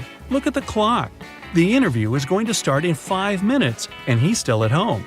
Logan is at home too, but there's still another hour till his interview begins. Noelle and Gabriella are cleaning the house. Noelle is listening to music while vacuum cleaning the living room, and Gabrielle is washing the windows. Who is not being smart?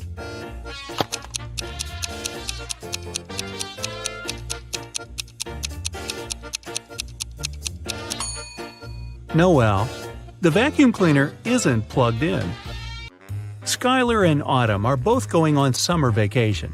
Skylar is going to Spain, and Autumn is visiting her sister in Chile. Who is not smart?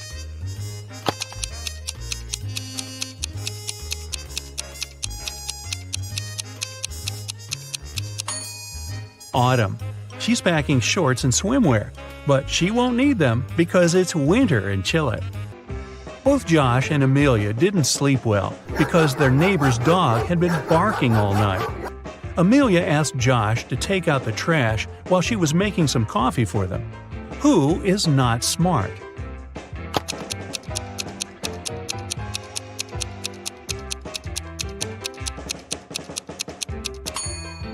Josh. Instead of the trash, he's taken out the bags with old toys they've collected to donate. Janine and Teresa are making dinner for their families. Who is not smart?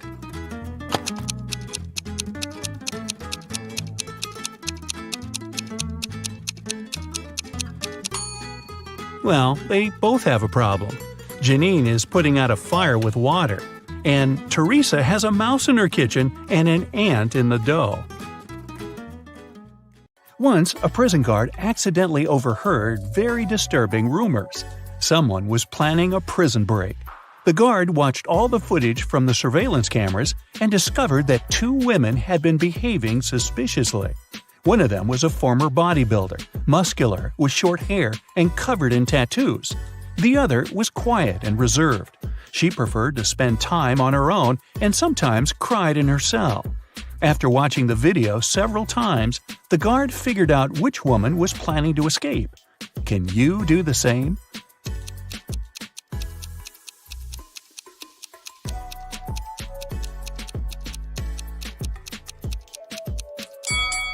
It's the second prisoner. There's a file in her bun. She can use it to get through the metal bars. Mark comes up to the table. There are 3 apples, but only one of them is safe to eat. The other 2 are poisonous. Unfortunately, Mark can't skip breakfast. So, which apple should he eat?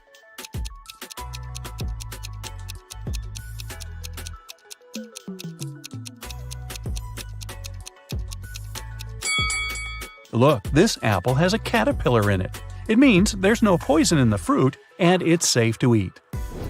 These 3 women, Jessica, Mary, and Olivia, went shopping.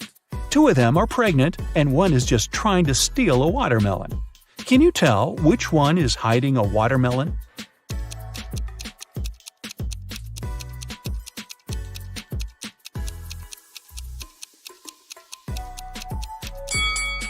It's Olivia. She's wearing heels.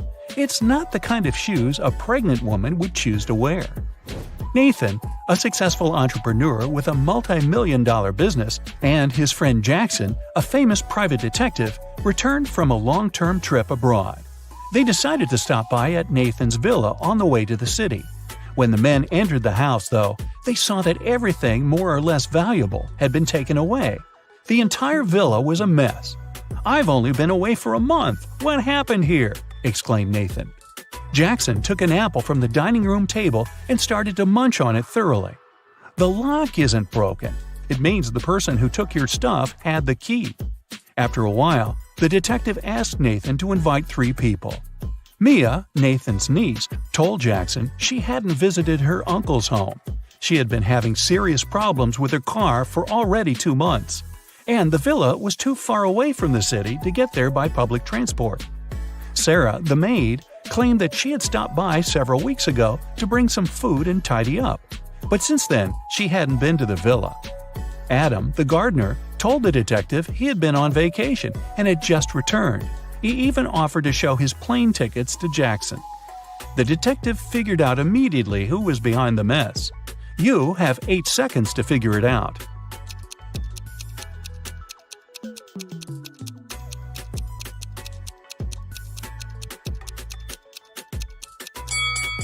It was the maid. She said she brought food several weeks ago, but the apple Jackson grabbed from the table was perfectly fresh. Once, Ms. White heard someone crying. It was her little student, Abigail.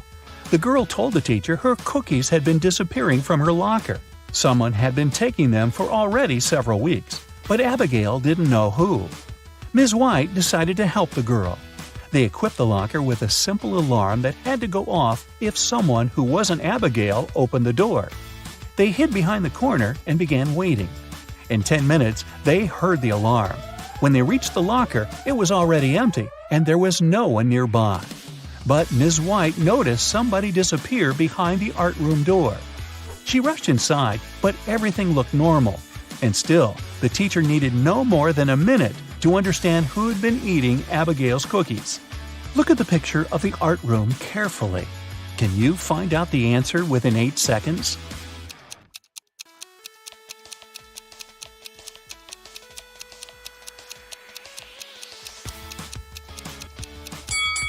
It's the girl on the left. Her painting's black and white, but there are only various shades of blue on her palette. And maybe the cookie crumbs are a giveaway too. I don't know. One perfume company hires new staff. They must swear an oath of loyalty to the company if they want to get a job. 10 people are saying the words of the corporate oath simultaneously, but some of them are cheating. Help the directors figure out who these people are.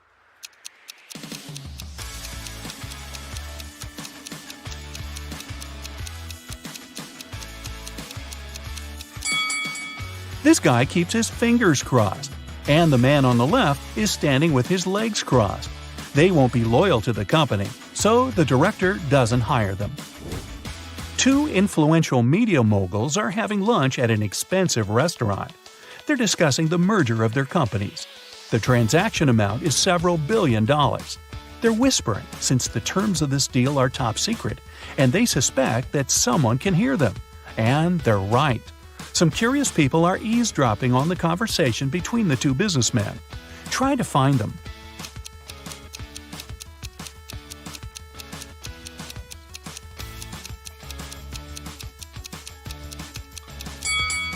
The girl at the next table is reading a newspaper that is turned upside down.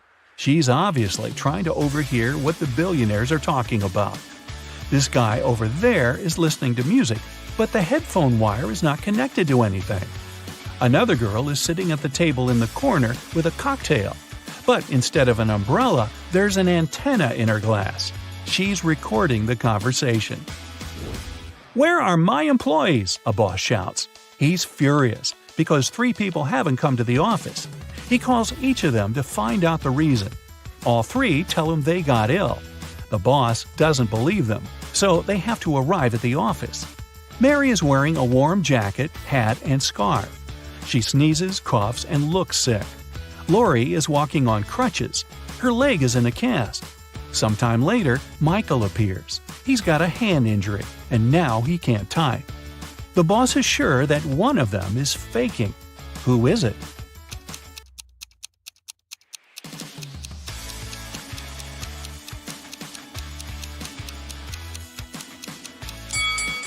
Mike's left arm is broken, but his phone is in his left pocket. He must have used his broken arm to put it there, which means he's pretending. Apparently, he just didn't want to come to work. Ice will melt if you heat it, but if you heat me, I'll become solid. What am I?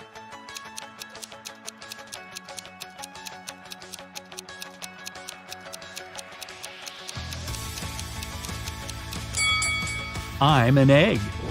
You buy this thing to eat, but you never eat it. What is it?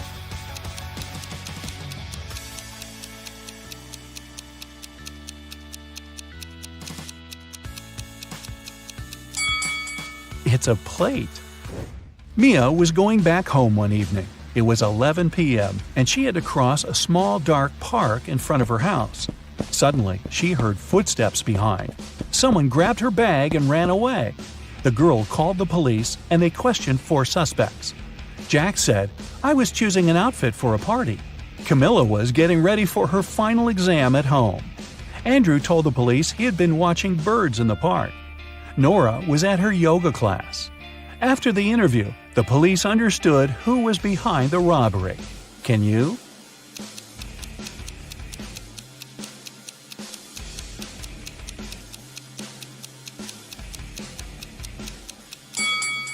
It was Andrew. At 11 p.m., it's too dark to see birds. James left a folder with important documents on the table in his home office and went to a business meeting. When he returned, he found out that the documents had disappeared. James had 3 suspects. His brother said, "I've been swimming in the pool since you left. I haven't seen or heard anything." The cook replied, "Tomorrow we're having a party. I've been preparing the food." The security guard told James, "I've been outside all this time, checking the garden for mice." Who knows where the documents are?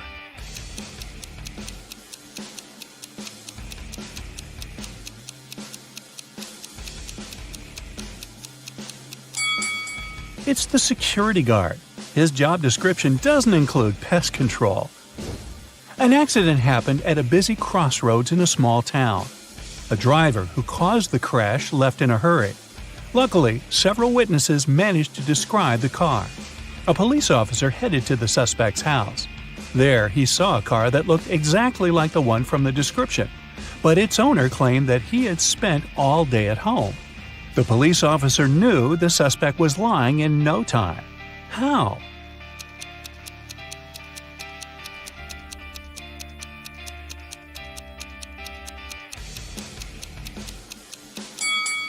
He touched the car hood.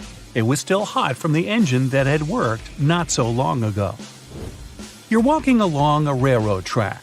Suddenly, you see a speedy train approaching you. Instead of getting off the track immediately, you run toward the train. Why do you risk your life this way?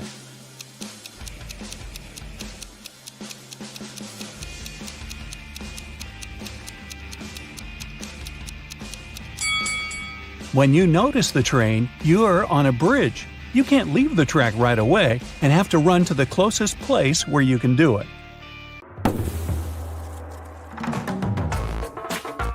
During a visit to an antique store, Rachel found a peculiar piece of gold. It turned out that the man who brought it to the shop mentioned it had once belonged to a pirate named Captain Benedict Jameson.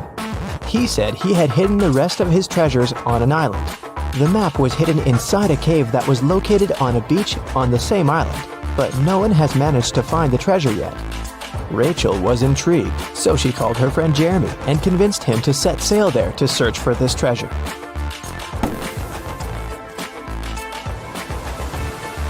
After weeks of sailing, they arrived at the island and looked for the cave first. Can you spot it?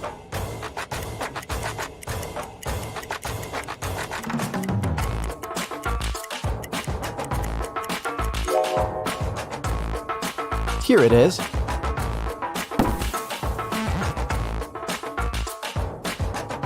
Three different paths within the cave led to the map.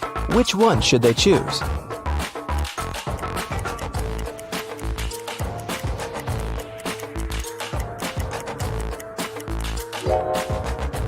Notice the blinking eyes of a wild animal waiting for its prey in the shadows of the second path?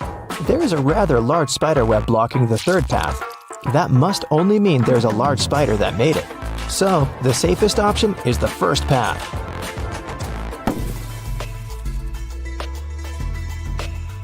They arrived at the end of the cave and found 3 wooden boxes.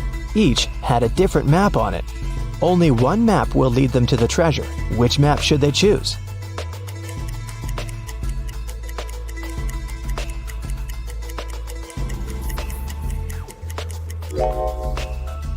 The area that the first map shows is surrounded by trees. The second map shows an area surrounded by the ocean. The area on the third map is surrounded by mountains. So, since they're on an island, they should choose the second map. On the back of the treasure map, they found a message written by Captain Benedict himself. Congratulations, traveler. You've picked the correct map. Now you're a step closer to finding the rest of my wealth. But I warn you, the journey ahead won't be simple. You'll have to solve every riddle that I have for you. And only then will you be able to find my treasure. According to the map, they had to enter the forest. Captain Benedict left another riddle on the map about it. My friend will accompany you from here on, but first, you have to find the tree that it lives on. Look for a fruitful palm tree. If you try to bite the fruit I'm talking about, you'll break your teeth. I guarantee. Take a look around. Which tree do you think that the captain is talking about?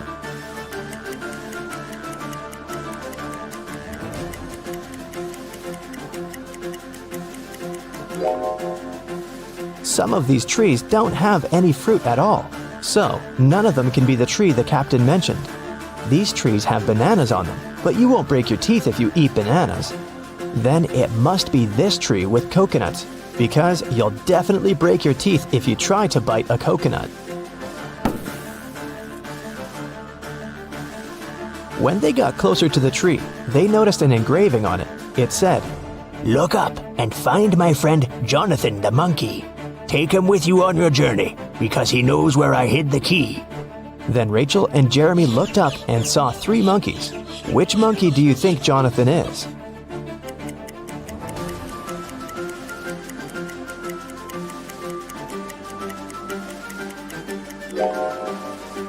Notice that the third monkey is holding the same piece of gold as the one Rachel found at the antique store? This guy must have access to the treasure. so he must be Jonathan. Rachel and Jeremy tried taking Jonathan with them, but he refused to even move. How do you think they can convince Jonathan to come with them?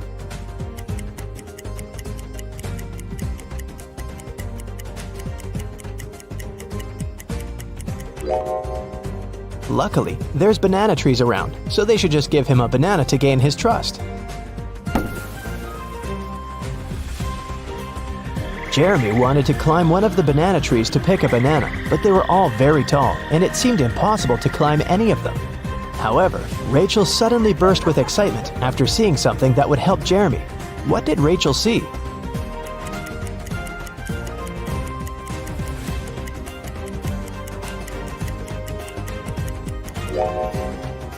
Take a closer look at the trees. One of them has an old rope ladder attached to it. Jeremy can climb up there to get a banana. After Jeremy had picked a banana, Jonathan the monkey got down from the tree to get it. While he was eating his banana, Rachel and Jeremy felt hungry and decided to take a break to eat something too. However, when they reached for the food in their bags, everything was gone. Can you guess what happened?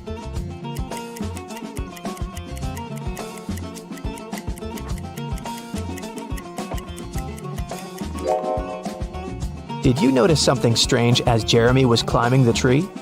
Let's rewind a bit to show you what happened. The monkeys were stealing all the food from Jeremy and Rachel's bags. Rachel and Jeremy had nothing else to eat other than the bananas off of the trees.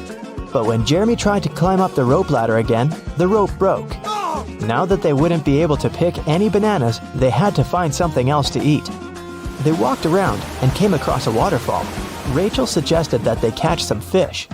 Jeremy then caught 3 different fish, but only one of them was safe to eat. Can you tell which one?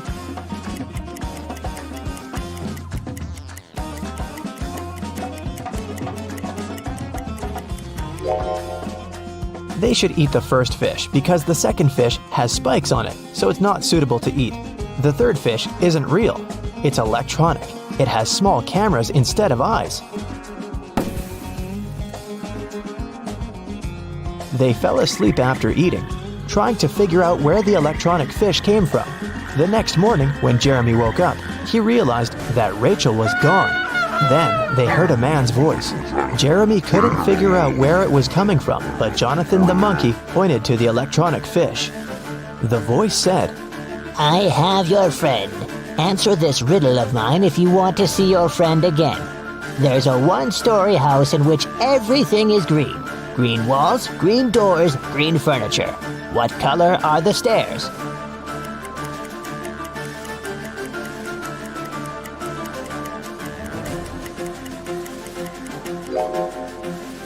Since it's only a 1-story house, there aren't any stairs in it. Suddenly, the waterfall stopped flowing, and the cave appeared behind it. The voice said, Enter. Inside, an evil scientist was waiting for Jeremy. He said that he was going to give him a chance to save his friend. He took Jeremy to a water tank with 3 different creatures in it. The scientist said, One of these creatures is Rachel, but the other 2 are not human at all. I will free your friend if you can guess correctly which one she is.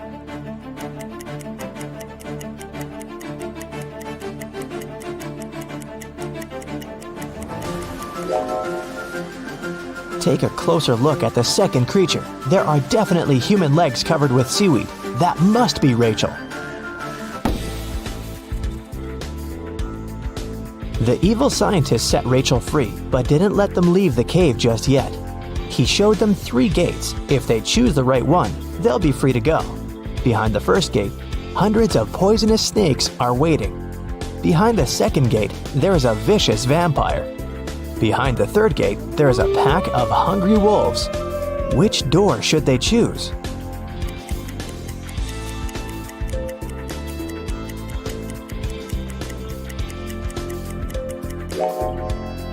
They should choose the second door. It's morning outside. The sun is shining bright, and vampires can't survive the sun.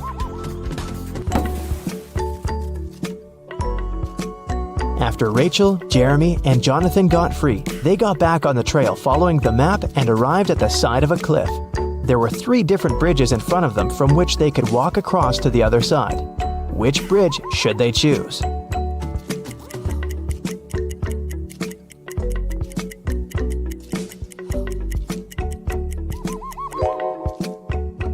The wooden bridge looks very old. It won't be able to hold their weight. Even though the metal bridge looks sturdy, it's very narrow and it has no railings. They might lose their balance and fall. So, they should choose the glass bridge.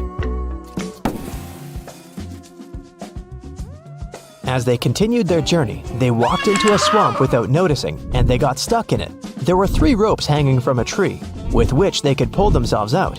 Which rope should they choose?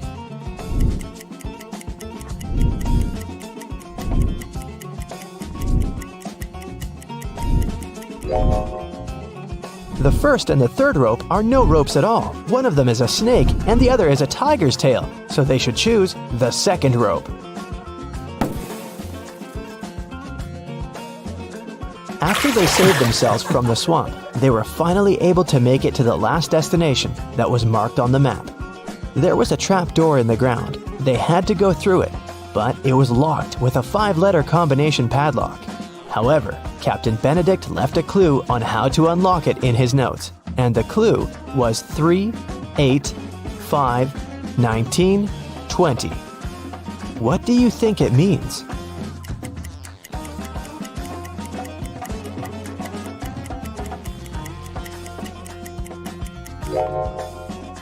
Each number represents its respective letter in the alphabet.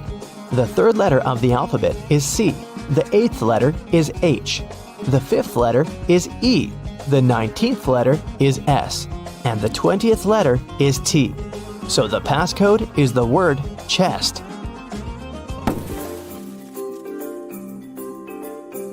Once they opened the door, they saw a staircase leading to an underground room.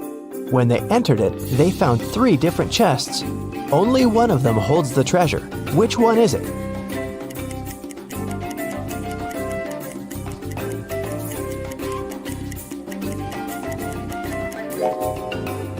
Can you see the ants coming in and out of the first chest carrying small pieces of food? And a sticky slime-like substance is oozing from the 3rd chest. It must be filled with whatever that is. But there is a golden reflection coming from the 2nd chest. That can only mean the gold is in there.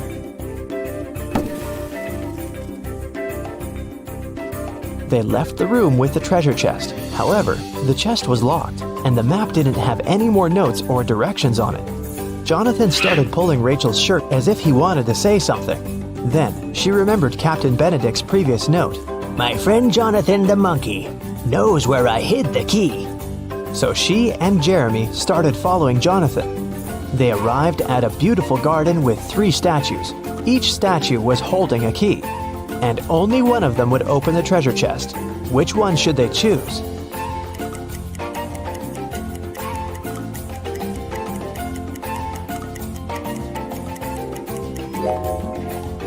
Take a closer look at the treasure chest. The lock of the chest has a little emerald on it. The first key has a ruby on it. The second key is decorated with an amethyst. And the 3rd key has an emerald on it. Since it matches the lock, this must be the key they should choose. Phantoms and other fantastic creatures! You're not impressed. All your life you've been running a myth-busting blog. It's gotten pretty popular recently. Abandoned hospitals, creepy hotel rooms, haunted apartments, cursed houses. You spend a night in all of them and take a bunch of videos to prove that all those scary stories are nothing more than fairy tales. One day, one of your fans sends you a tip about a sinister, dark castle located on a rocky cliff near the coast of a raging ocean. She says this place is the scariest in the world, but you're not intimidated easily. You grab your phone and head on over. Get ready to test your courage and resourcefulness. Count how many answers you get right and find out what your score means at the end of the video. Since it's your first night, you decide to spend it in a small village. It's right by the scary castle. Usually, people can't wait to tell you how freaky this or that place is. But in this village, everyone keeps silent. You ask one of the residents to tell you something about the castle, but she responds with nothing. Did she not want to speak to you? No, that's not it. She's afraid of answering. How do you know that? I'll give you 6 seconds to figure it out.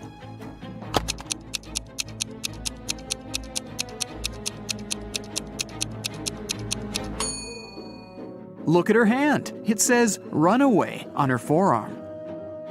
To reach the castle, you first need to walk through a small forest. At the edge of it, you see 3 roads and 3 signs. The first sign shows a wolf, the second, a bear, and the third, a vampire. Which road should you choose? You have 5 seconds. Quick, make a decision.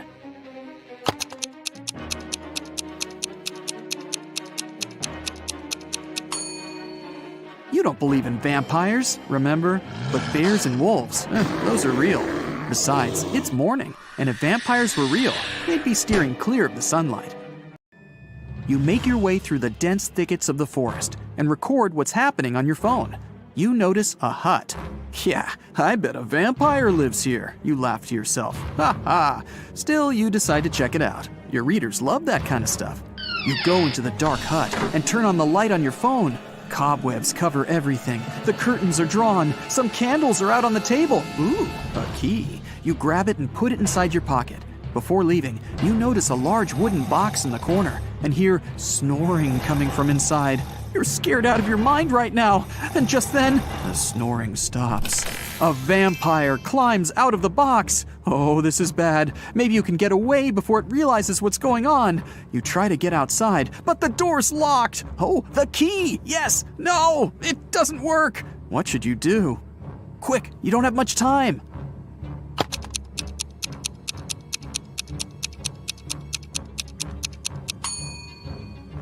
Just open the curtains. If it really is a vampire, it should be afraid of the sunlight. It worked! The vampire jumps back into the box to escape the light, and you make a break for it through the window. Finally, you reach the edge of the forest and get your first glimpse of the castle. In front of you is a large gate. You push on it. It swings open. As soon as you're in the courtyard, you realize you are not alone. 5 other people are there. They're just standing around. No one's talking to each other. You want to know if they've heard anything about the owner of that creepy hut in the woods, so you walk a little closer. But you get a strange feeling deep in your stomach. Something's wrong with these people. You can't believe your eyes, but it looks like some of them are actual zombies. How many zombies are there? You have 10 seconds. Look closely.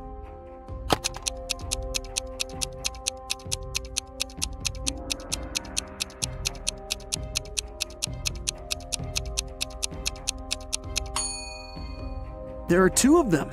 That guy over there doesn't have an ordinary arm. It's all bones, like a skeleton. And that woman in sunglasses, she's holding someone's eyes in her hand. Are those her eyes?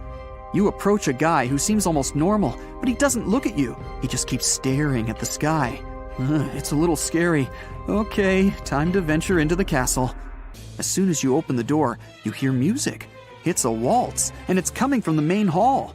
Several couples are dancing around in 18th century costumes. Yikes. You decide to try and blend in by hitting the dance floor yourself. Well, after a few seconds, you look around and your face turns pale. These people are phantoms. How did you figure it out?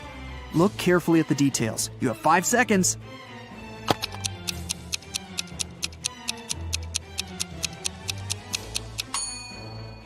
Look down. None of the dancers are touching the floor. They're just floating along.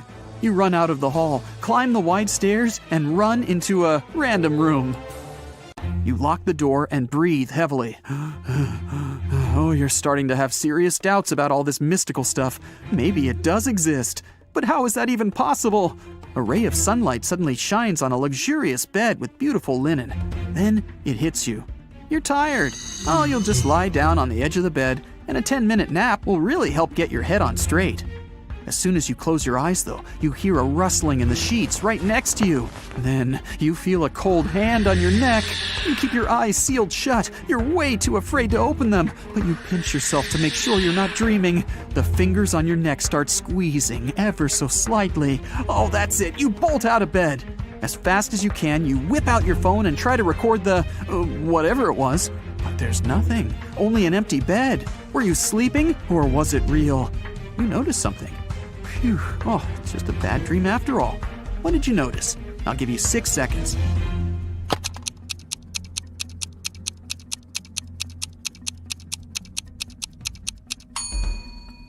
The sun was shining when you lay down. Now, it's the full moon that's shining. You were out cold for a while. You leave the bedroom and walk down a long hallway lit by torches and candles. The silence is broken only by the churning of your stomach. Guess you're hungry. Well, there's a heavy wooden door in front of you, and it's open just a crack. The pleasant smell of food starts wafting its way into the hallway. You go in and find a huge table, decked out with real silverware and porcelain. Oh, the food looks delicious. There's caviar, lobster, fruits, vegetables, different meats, plenty of desserts. Several people are sitting around the table, and as you approach them, they turn around to look at you. They're all vampires! How did you know? I'll give you 5 seconds to figure it out.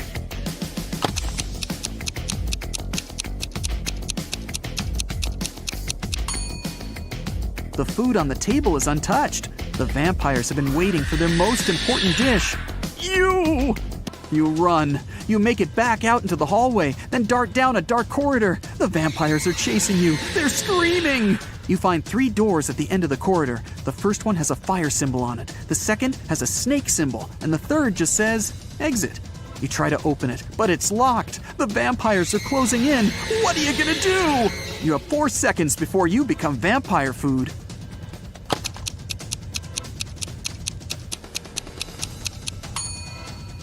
Try the key you found in the vampire's hut. Great! It fits! You run out into the courtyard and lock the door behind you. The moon is hidden behind some thick white clouds. You sneak through the courtyard and open the back gate of the castle. Next to the gate is a sign with an image of a werewolf on it. You walk off as quietly as possible. After about 5 minutes, you see a long bridge. There's a beautiful woman standing at the other end. She waves to you and motions for you to come closer. But something's bothering you. Could she be a werewolf? So, you can either cross the bridge or head back to the castle. What can you do to find out if she really is a werewolf? You have 10 seconds for this one. Good luck.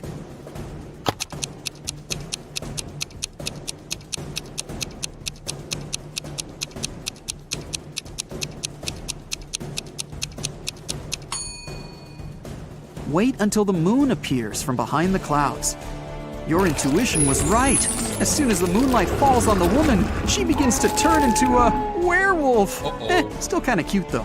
You run back into the castle grounds and close the gate behind you. Okay, reality check. You're in the courtyard. Vampires are inside the castle, a werewolf is waiting outside, and zombies are approaching. You're trapped. Why did you even come to such a scary castle? You pull out your phone and start recording a farewell video. You thank your followers for their views and comments. Thanks for subscribing. You admit that mystical creatures do exist and promise that you'll never set foot in a place like this ever again if you survive. The zombies are closing in and the werewolf is breaking down the gate. Oh, awesome. Your fear is gone and you realize that this whole thing is staged. It's all a show. How'd you figure it out? Watch the farewell video again and find the proof that everything is fake. I'll give you 10 seconds to spot the clues.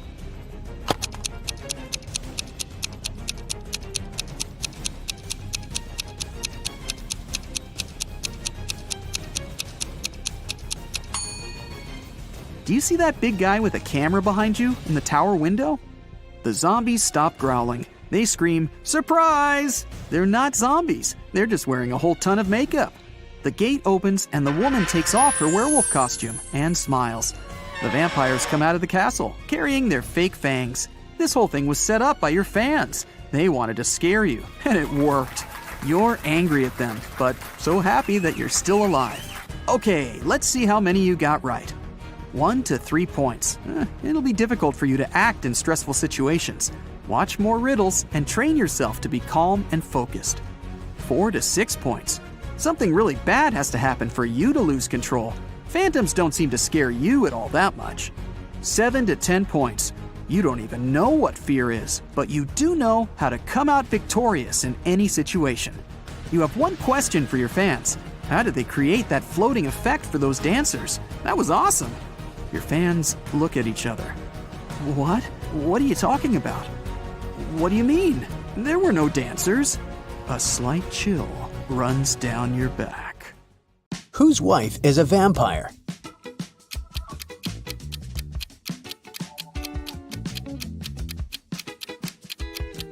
This guy's wife is a vampire because she only came to the party after sunset. Whose husband is a werewolf?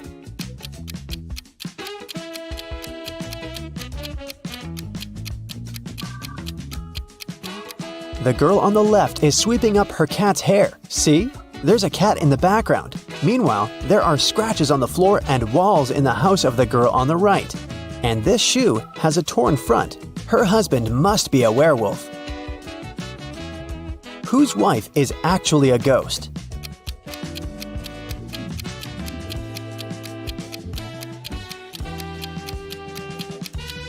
The woman on the right is wearing a ghost costume. It's Halloween. But the woman on the left is a real ghost because we can't see her legs under the sheet. Whose husband is actually a zombie?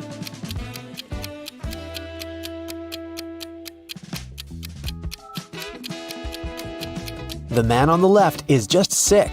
The man on the right is a zombie because he's the only one who doesn't eat human food and has an empty plate. Water lilies grow on the lake. Every day, their number doubles. The lilies will completely cover the entire surface of the lake in 48 days. How many days will it take them to cover half of the lake?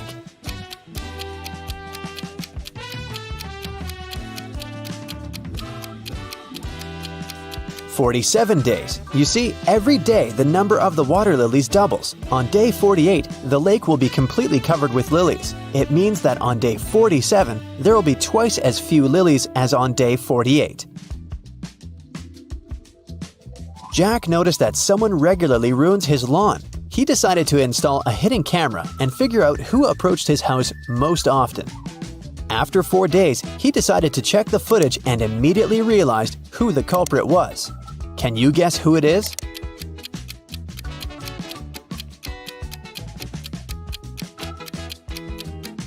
Jack's neighbor Karen ruins his lawn.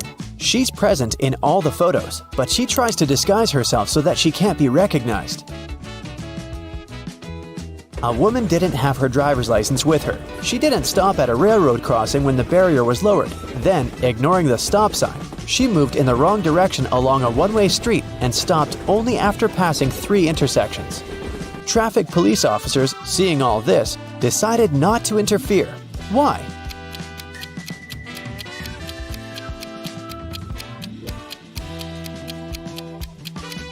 The woman first traveled by train and then walked. Mary is trying to enter an ice castle to save her friend Logan, but there's a combination lock on the gate. Luckily, there's a clue carved on the ice. Here it is. 162.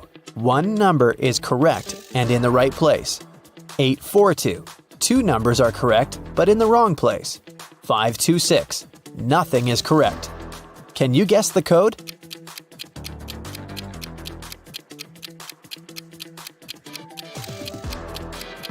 The passcode is 184.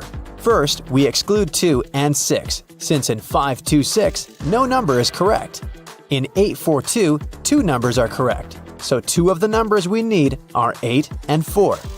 The last number must be 1, and since 1 is in its place, we can easily figure out where 8 and 4 must go. Mary opens the gate and enters the castle. She walks down an icy corridor and comes across 3 doors. There's a severe snowstorm behind the first door. In the second room, there's a dangerous snow dragon. And behind the third door, there's a lake covered with a layer of dark blue ice. Which door should Mary choose?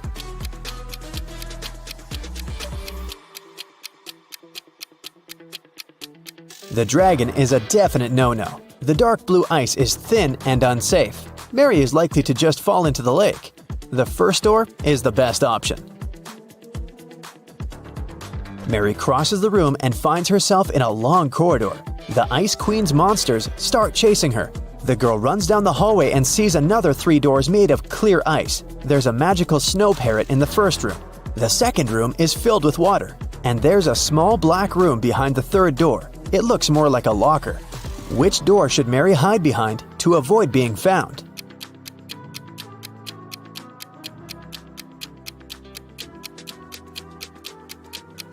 The Ice Queen's parrot behind the first door will scream when it sees Mary. The third door is a bad option because the doors are made of clear ice, so the monsters will spot her immediately. The second door is the best option. Mary swims away and finds herself in a big hall. She sees Logan, and they're about to run away together when the Ice Queen captures them in a cage. There are 3 levers next to the cage, and the Ice Queen gives Mary these hints. The first lever is going to open the cage, but they'll fall into a freezing cold underground lake.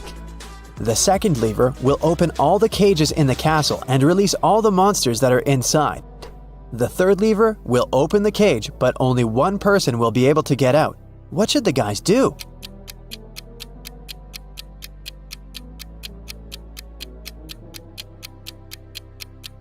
They should pull the third lever and let Logan out. After that, they should pull the first lever. Mary will fall into the water, but Logan will help her get out of the lake. John decided to make a vegetable salad for his friends. To prepare for it, he will need 3 peppers and the same number of tomatoes. And he needs fewer cucumbers than tomatoes, but more than radishes. How many different vegetables will John use in the salad?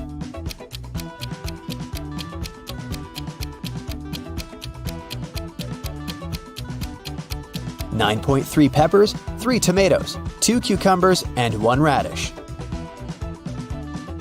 A professor went to have his lunch break, leaving 3 students in the lecture hall. When he returned, he realized that an answer sheet for an important exam had disappeared from his desk. He questioned the students.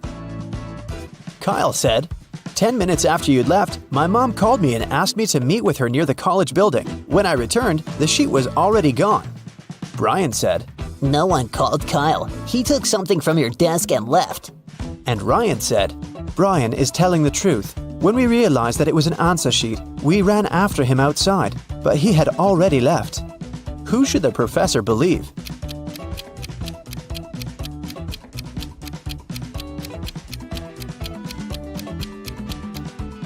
Ryan and Brian are lying. They said they had run after Kyle outside, but it was raining and they're both dry. Which of these artists is suspicious?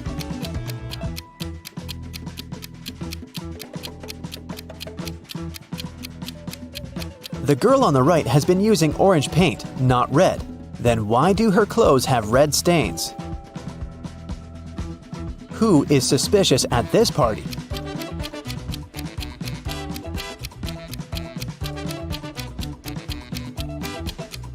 The second girl marked this glass to know which of them contained poison. Which of these students is suspicious?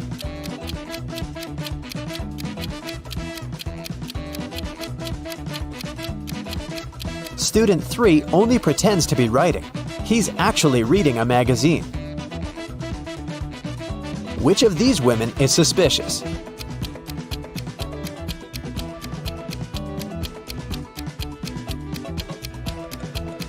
The woman on the right is only pretending to be pregnant. A prince married a simple girl and brought her to the palace. His mother, the queen, didn't like it at all. She started watching the girl and discovered that she secretly took some jewelry out of the palace and hid it in the ground under an oak tree. The queen immediately went to the prince and told him about it. The prince checked under the oak tree and actually found the jewels. His wife started begging him, "My prince, I swear, I didn't steal it for myself. I'm leaving the jewelry here so that my family can pick it up later." But the queen said, "She's lying to you. She hides the jewelry here because she wants to sell it when she runs away from the palace." Who's lying?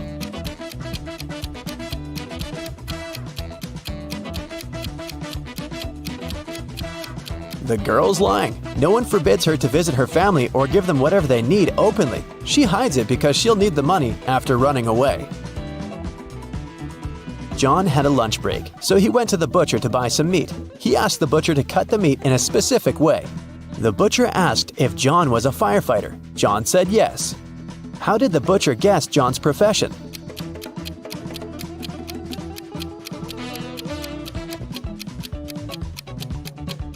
John was still wearing his uniform when he went on his lunch break. Mary went to the forest to pick some berries and mushrooms. Sometime later, the girl realized she had gotten lost. Suddenly, she heard the trees crackling behind her back. There was a monster approaching! Mary ran as fast as she could and managed to get away from the monster.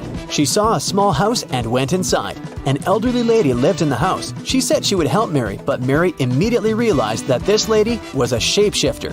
She was the monster in the forest! How did Mary know that?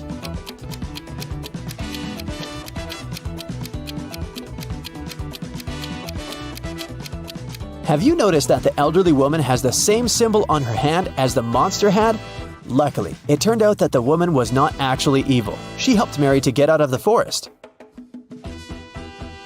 The elderly lady from the forest has 3 cats: Snowball, Bella, and Lisa.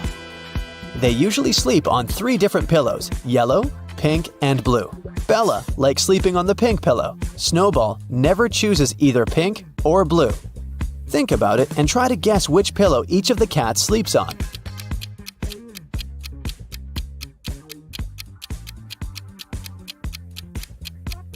Bella sleeps on the pink pillow, Snowball lies on the yellow one, and Lisa sleeps on the blue one. Now it's time to think fast. Why is Santa Claus so good at karate?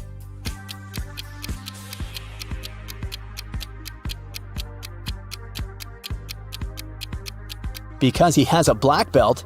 Duh. What bear has no teeth?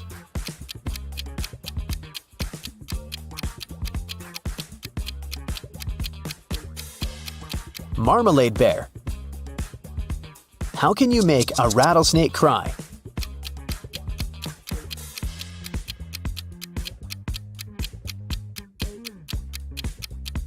Take the rattle away. A super wealthy businessman, Mr. Carl Jenkins, has been taken and left locked up all alone in a dark room. His phone's almost run out of charge, so he can only write one message. He knows that someone might spy on his phone, so he decided to write a message with a code to a high school friend, John Smith, who runs a detective agency. He remembered that in high school, they would cipher messages to each other, so he used the same technique. The message was this. Can you guess what it means?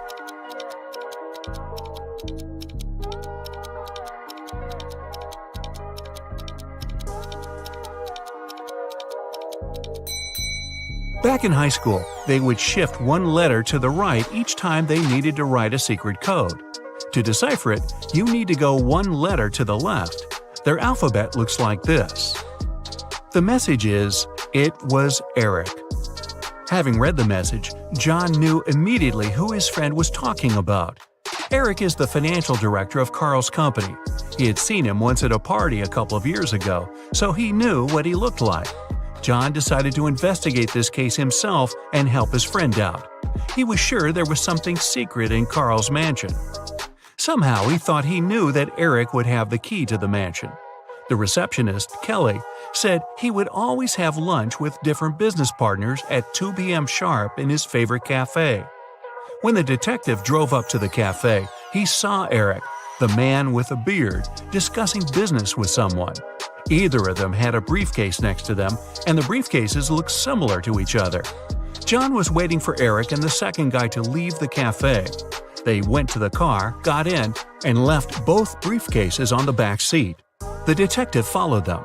They left the car in a parking lot, and luckily, they were careless enough to leave the car open. Which briefcase should the detective grab?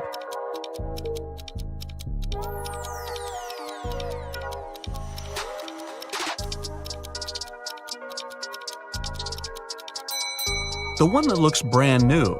While they were walking to the car, the detective spotted a few scratches on the second man's briefcase. Both briefcases were locked with a cipher. Not to make the whole thing suspicious, the detective decided not to take it and cracked the code right in the car. Can you help him open the briefcase?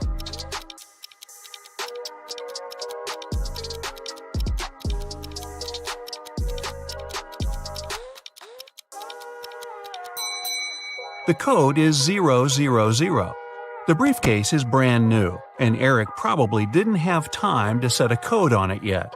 Plus, Eric's the one who leaves the car open and unattended in a parking lot. So, no wonder he uses a default code for his briefcase.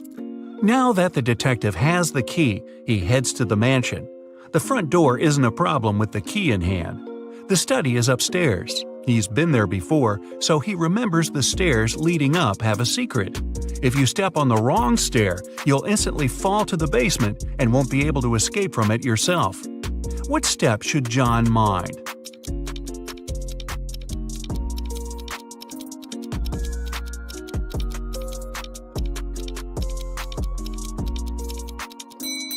It's the one with the slit in the middle.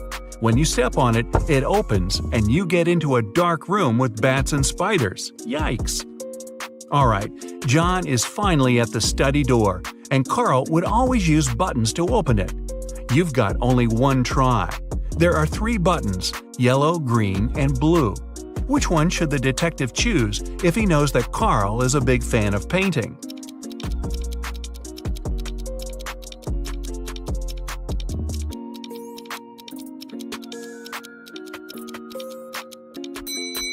A combination of blue and yellow gives green, so the door opens.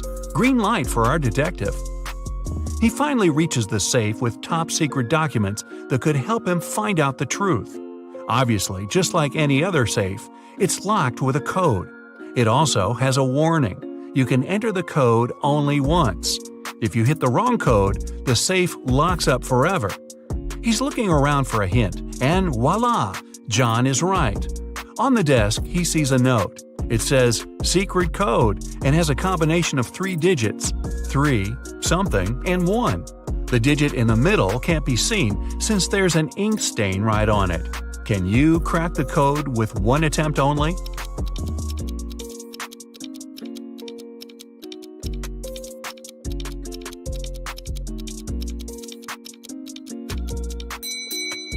The code is 371. The detective thought the code was used frequently, so the button must have been a bit worn out. He was right. Since he knew the beginning and the end, he only needed to find one more worn button. Alright, now he's got the top-secret documents he needed for his investigation. He looks through all the papers and finally finds something that looks like the document he actually needed. To take it as a hard proof, he needs to find one which is not fake. There are 4 copies. They look almost the same, but only one is real. Can you guess which one?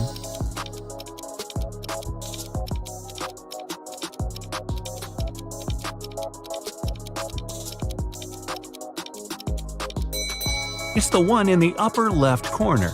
It has a stamp, a signature, and it says agreement.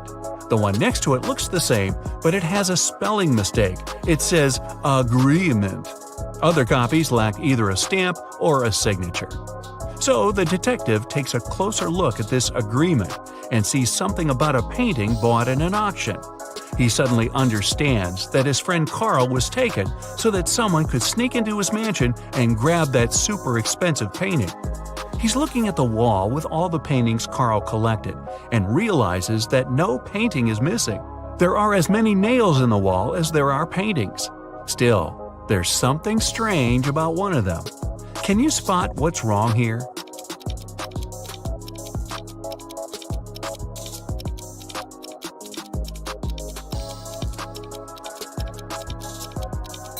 Even though all the paintings are present, there's one that lacks a frame.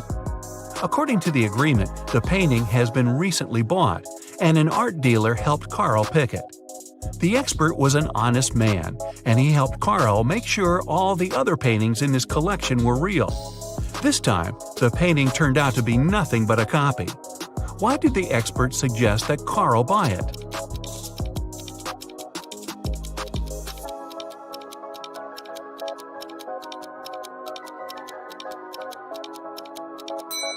Although the painting cost nothing, its frame was a beautiful and expensive piece of art. The one who grabbed it definitely knew that. Now it's all clear. John has to find both Carl and the precious frame. He goes outside, trying to deduce where the person who took Carl went. Carl is looking at all the tracks on the ground. He needs to follow one of them to understand where to look for Carl. Where should he go?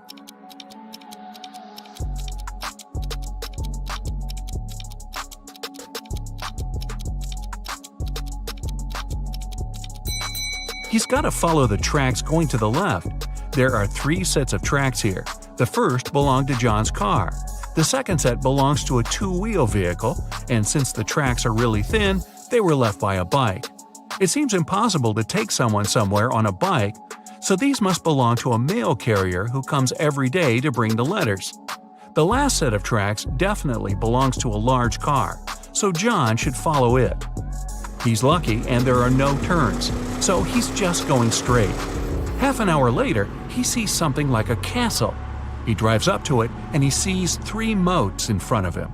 Here's the first one, a row full of metal stakes. How can John jump over it safely?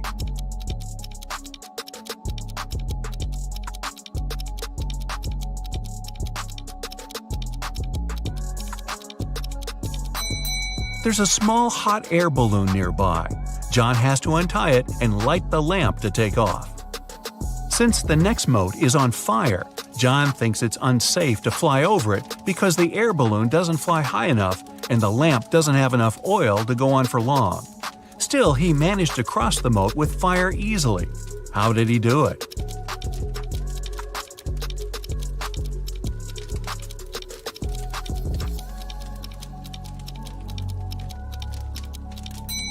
He took the sand from the air balloon's ballast and sprinkled it on the fire, extinguishing it. The last moat was filled with scalding hot lava. It took John some time to figure out how to cross it, but he managed to do it safely. How?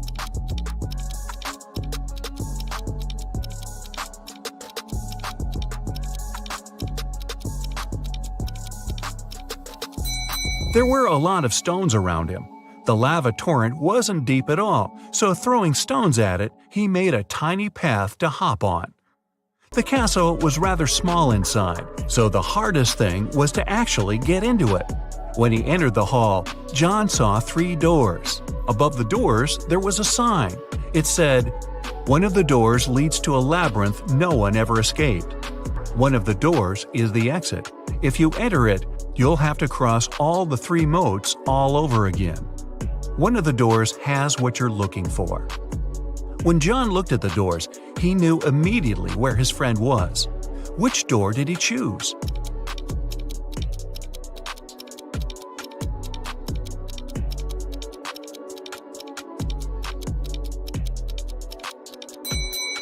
The handles were made of shiny metal, which looks cool but gathers all the fingerprints.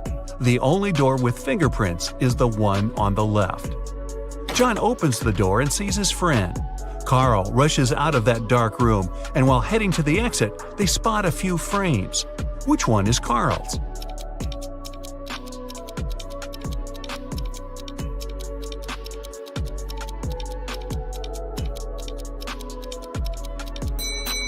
The rectangular one. The painting was rectangular, and the 2 other frames are square. The 2 friends get out of the castle, get in the car, and head to the police department. There, an officer's waiting for them. They have 3 suspects who could have possibly taken the exquisite frame. Carl and John enter the room separately. Still, they choose the same person. Who did they choose?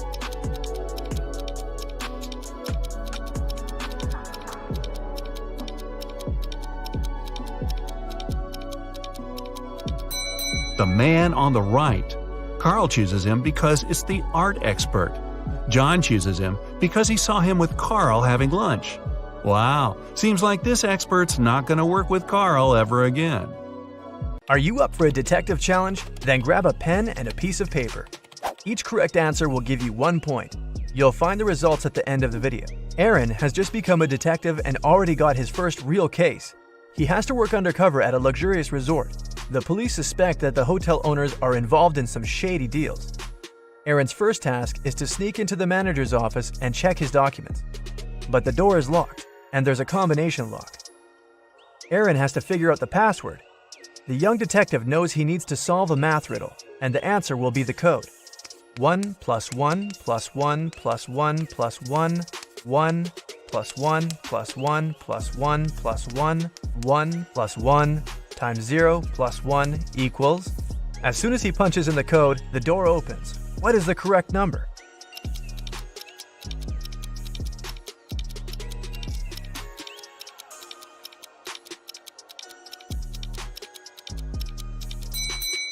It's 30.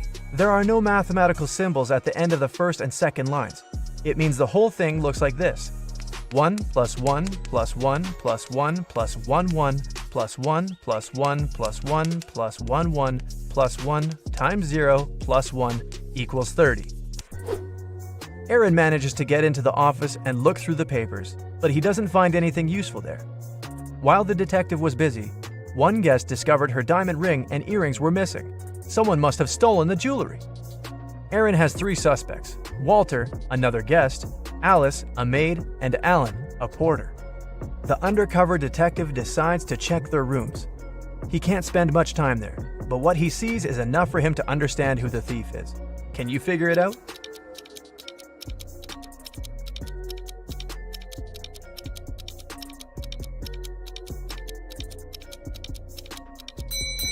It's Alice. There's already a packed suitcase in her room.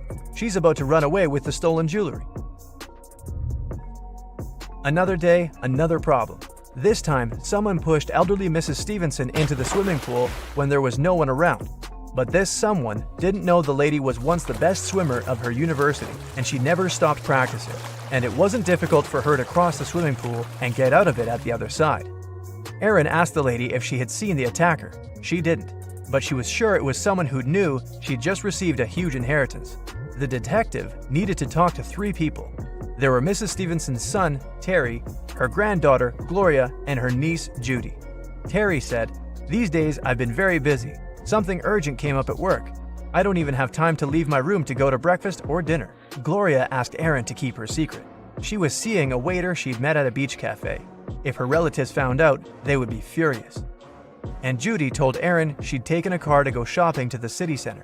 Who is lying?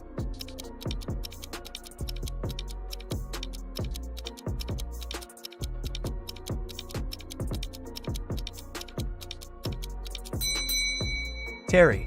The man looks sunburned. How can it be if he hasn't left his room for days? Aaron suspected one guest was involved in the newest criminal scheme of the hotel owners. He started to follow the man, watching his every step. At night, the detective would climb the tree growing next to the man's room and check if he was doing something fishy. One night, he saw the man tossing and turning in his bed for hours. He must be up to no good, Aaron thought. As if on cue, the man picked up the receiver, dialed some number, waited for a while, and hung up without saying a word. Soon after that, he fell asleep. What was the whole thing about?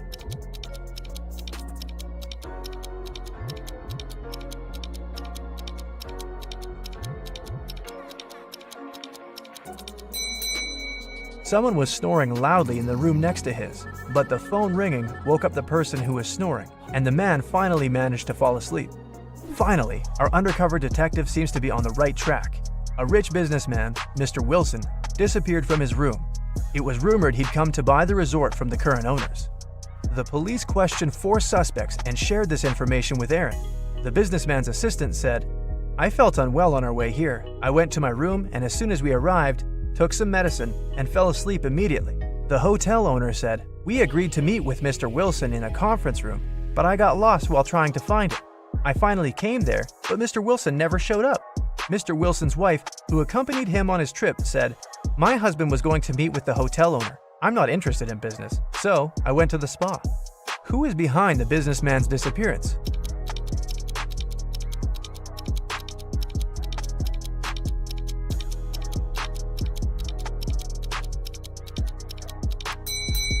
The hotel owner. How could he get lost in his own hotel? Ethan put a coin into an empty bottle and plugged it tightly with a cork. Then he told his friend he'd remove the coin without breaking the bottle or taking out the cork. And he did it. How?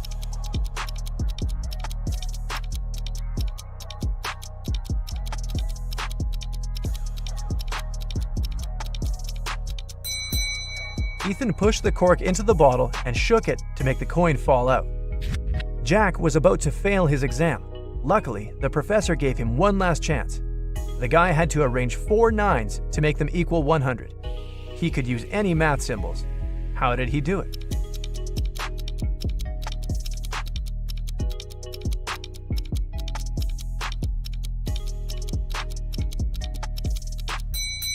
Jack figured out the correct answer pretty fast. 99 plus 9 out of 9 equals 100. Christina was dreaming of dating a rich boy from her college. After doing some research, she settled on 3 guys. All of them were nice and interested in her. But the girl needed the richest. Once she saw them having lunch together. After checking what each of them was eating, Christina made her choice. Which guy did she pick?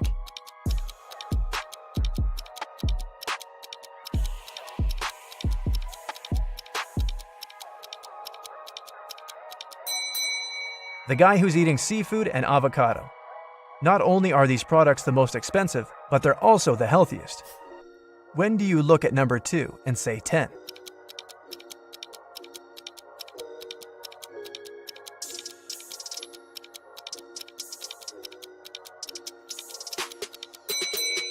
It happens when you look at your wristwatch. You're given 8 eggs. You need to break 2, cook 2, and eat 2. How many eggs will you have in the end?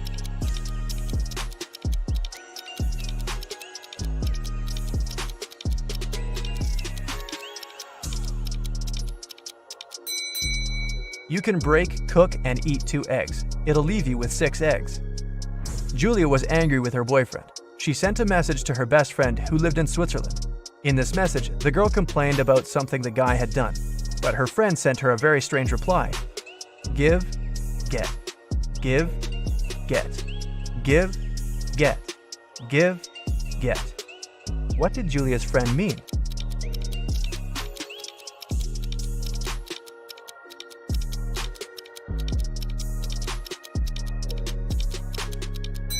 She wanted to say that Julia should forgive and forget. You're walking through the forest. Suddenly, you see a crossroad and a man standing there. One road leads to the village where criminals live, and the other to a safe place. You don't know whether you could trust this person. You can ask him one question. If the man is a criminal, he'll lie. If he's from the safe place, he'll tell you the truth. Which question should you ask?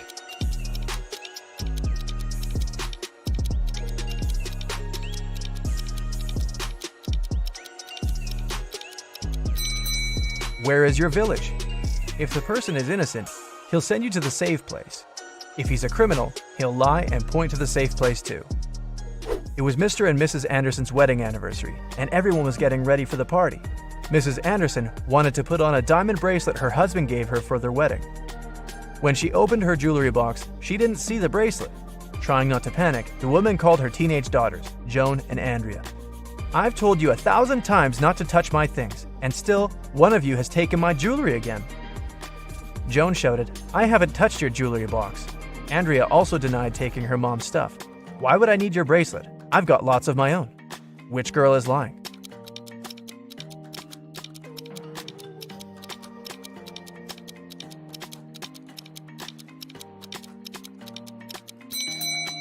It was Andrea who took the earrings. Mrs. Anderson didn't specify which piece of jewelry was missing.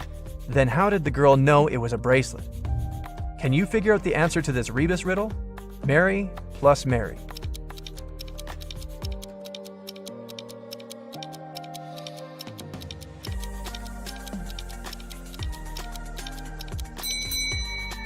The answer is summary.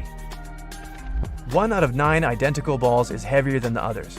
How can you figure out which one it is after only 2 weighings?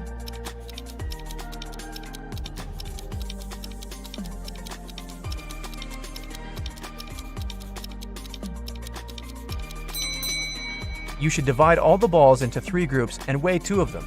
That's how you can figure out which group contains the heavy ball. After that, you should pick 2 balls from the heaviest group, weigh 1 of them with the other, and you'll understand which ball of the 3 is the heaviest. And now, the best part. Your results. If you got 0 to 5 points, it might be too early to try on your Sherlock's hat. Practice more, pay attention to details, and you'll get there. If your score is 5 to 10 points, you're probably ready to apply for a detective's assistant position. And then, with some more experience, you might even replace your boss one day. And if you got 11 to 15 points, you can easily open your own detective agency. You have a sharp eye for details and amazing logical skills. Uh-oh, Brandon has missed too many lectures, and now the guy has problems with his professor. The man agrees to give the student a chance to redeem himself, but only if he fulfills a task the professor has for him. I'll give you 1 glass of milk and 1 glass of water. You'll need to pour the 2 liquids into a bowl, but you should be able to separate the milk from the water later. You can't use any kind of dividers. Brandon spent several hours mulling over the problem, but he was desperate enough to crack this riddle. What did he do?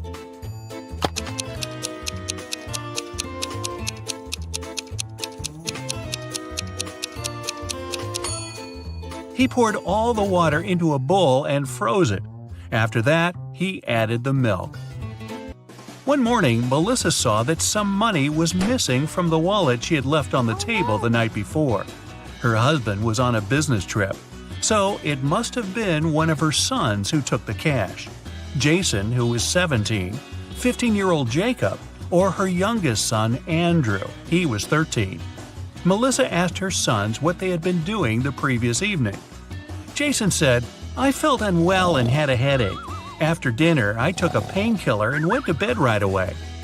Jacob told his mom, "My friend Eric stayed for dinner. After that, I gave him a lift home." And Andrew reminded Melissa he had had his basketball training. The woman immediately understood who had taken the money. Can you figure it out as well?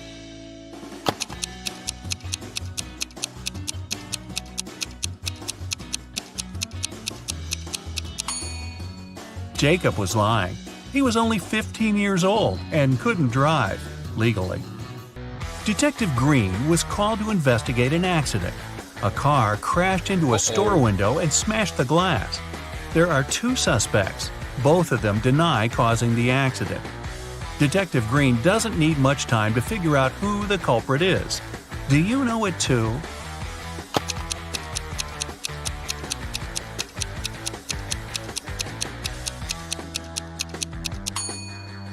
It's the owner of the blue car.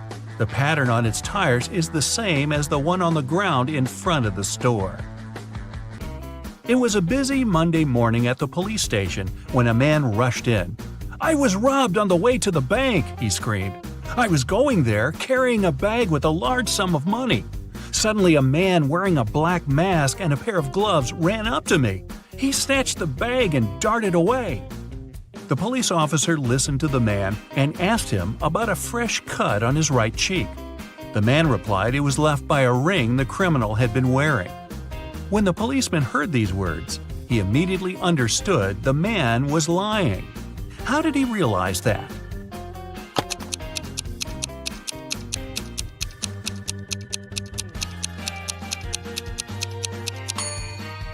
The man said the robber had been wearing gloves.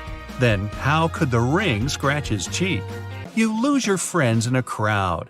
You spend half an hour looking for them, and finally, here they are. What is the first thing you do as soon as you see them?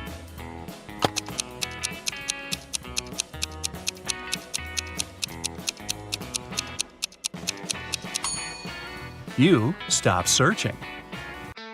Look at these 2 women and the teenager sitting on the floor. He seems to be absorbed in his smartphone. Can you figure out which woman is his mother?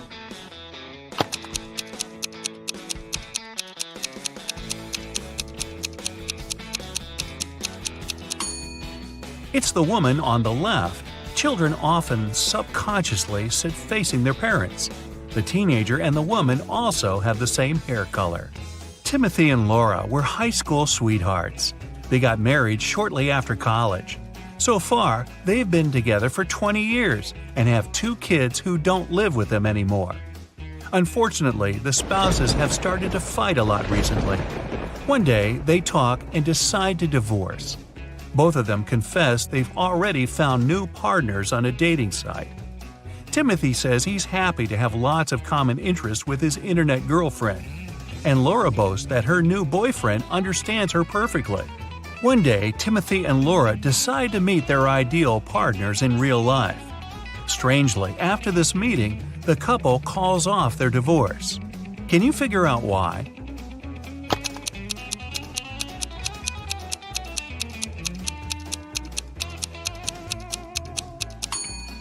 Timothy and Laura found out they were having an online relationship with each other. An old man decided to leave all the money he's been saving for his entire life to one of his 3 sons. But he couldn't choose which one should get the money. That's why the man gave each of them 1 coin. He asked his sons to buy something that would fill the largest room in their house. The oldest son bought some raw cotton, but it wasn't enough to fill the whole room. The middle son brought home some straw, and still there was some space left in the room.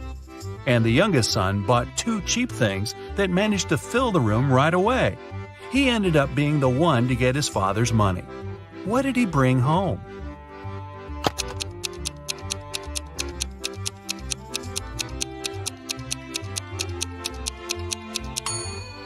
The youngest son bought a box of matches and a candle.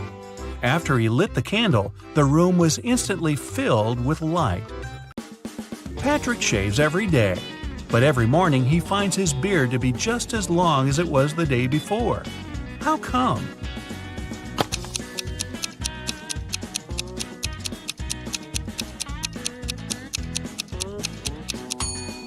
Patrick is a barber. He shaves other people. Amanda was 21 on her last birthday, but she's going to be 23 on her next one. How is it possible?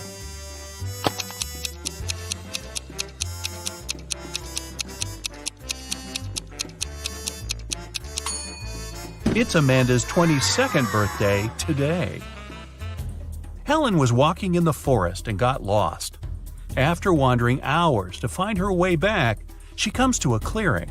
There, the woman sees 3 narrow paths, but one of them is blocked by huge, dense bushes with sharp thorns. The second is littered with trash and broken glass, and the third path is guarded by massive, scary-looking mantises. Which road should Helen pick?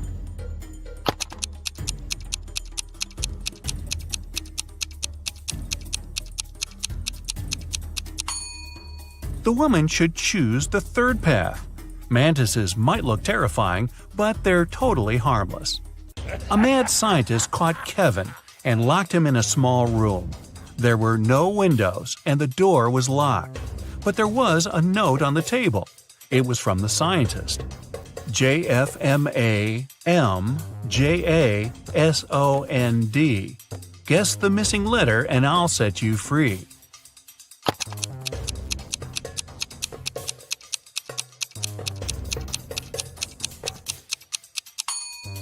In 10 minutes, Kevin was already running away from the strange place. He managed to figure out that the missing letter was J. Those were the first letters of the months of the year, from January to December, and the 6th letter, J, stood for June.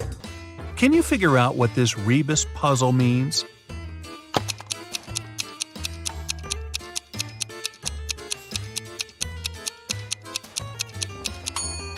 It's no biggie. No big E? Yeah. It's a fruit, it's tasty and sweet, and can give you a lot of energy. But you can also find it in your calendar. What is it?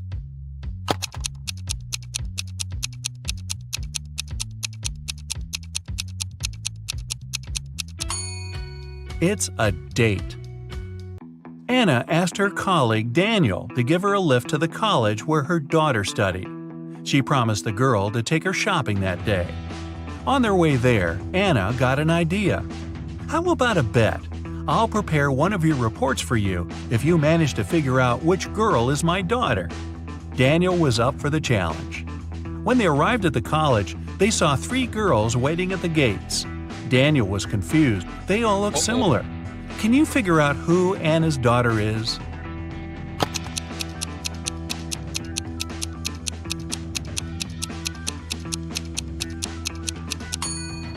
It's the girl on the left. Anna has the letter L tattooed on her wrist, and the girl is wearing a bracelet with the same letter. A teenager is walking along the street together with a car mechanic. The guy is the mechanic's son, but the mechanic isn't the boy's father. How is it possible?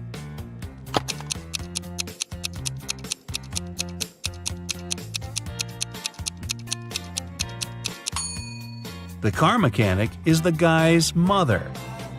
Two cars, silver and white, are moving along the same highway.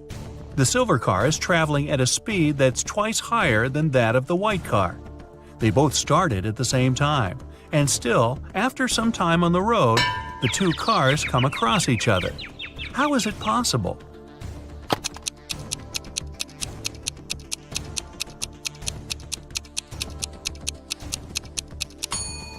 The cars were moving toward each other.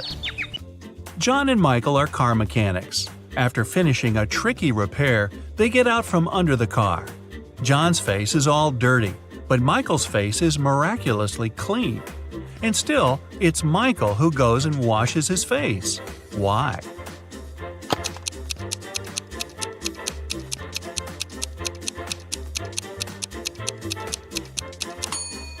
Michael looked at his colleague and thought his face was dirty too. But when John saw Michael, whose face was spotless, he concluded he was just as clean.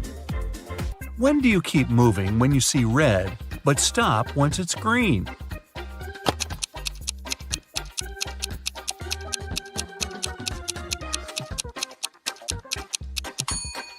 It always happens when you're eating a watermelon. Who is the only brother-in-law of your mother's brother?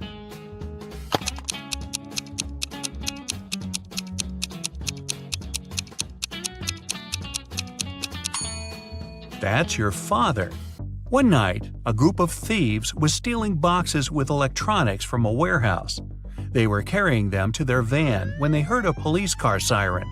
But even though the thieves didn't manage to avoid the police, they didn't get arrested. Why?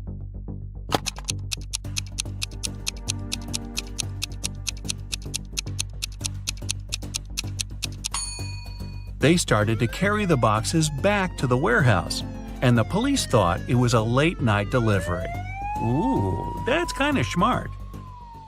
You go to a swimming pool once a week, and today's the day, but everything suddenly goes wrong. As soon as you enter the swimming pool, you look at the TV in the hall.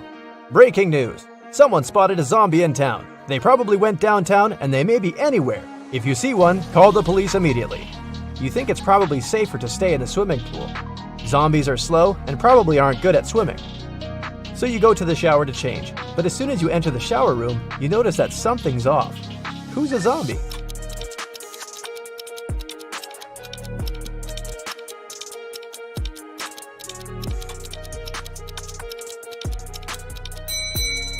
The two girls seem completely fine, but there's a bandage on the man's leg. No one would go to a swimming pool if they had cuts or scratches, unless they're a zombie. Once upon a time, there was a wealthy king who hired an artist to paint his portrait. The artist told the king that he wanted to be paid in gold, and he wanted to get paid every day. He also said it would take him 7 days to finish the painting. The wealthy king had only large bars of gold, and he wanted to give 1 bar for his work. But since the artist wanted to get paid daily, he needed to come up with a plan. He had a magic tool that could cut any material, but it was able to make only 2 cuts. How did the king split the gold bar so that the artist got his gold every single day in equal amounts?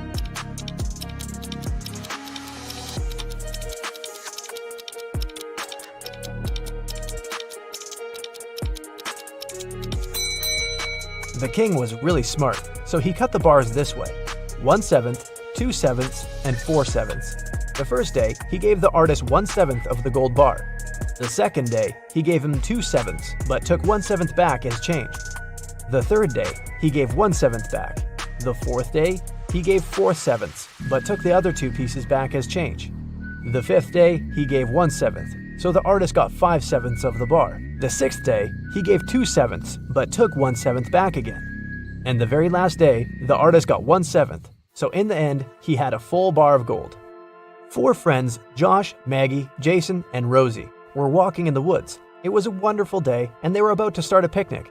But all of a sudden, the sun turned to black and they saw dozens of zombies approaching them. The friends started running away. and saw a tunnel. It was dark and scary, but the guys knew exactly that when they crossed it, they'd be safe. They had only 12 minutes to cross the tunnel. It takes Josh 1 minute to cross it. Jason can do it in 2 minutes. Maggie thinks it will take her 4 minutes, and Rosie can cross it in 5 minutes. Not to risk it, the guys decided to split into 2 groups. The problem is that they only have 1 torchlight, and there's no way they go there in 4. How can they escape?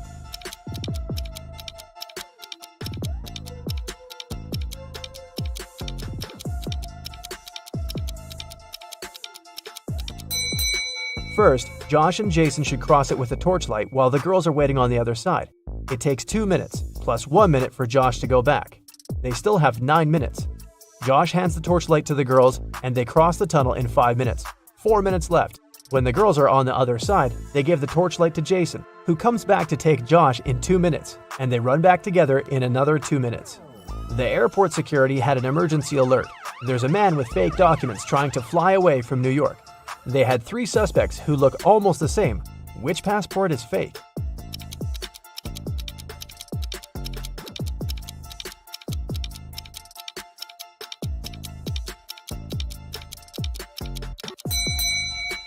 No matter what country a person is from, no passport can have a photo with mountains in the background. All backgrounds should be solid. John's passport has a suspicious photo in it. His documents are fake. Mason is a lifeguard. One day, a girl came up to him asking for help. She said someone had stolen her wallet, which she noticed when she was going to go and grab a soda pop. Mason checked the towel where the girl left her stuff, but the only thing he noticed were her own footprints. Is this girl lying to Mason?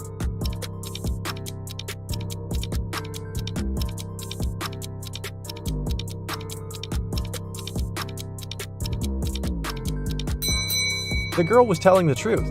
Mason had an eagle eye, and he saw a guy with a fishing rod.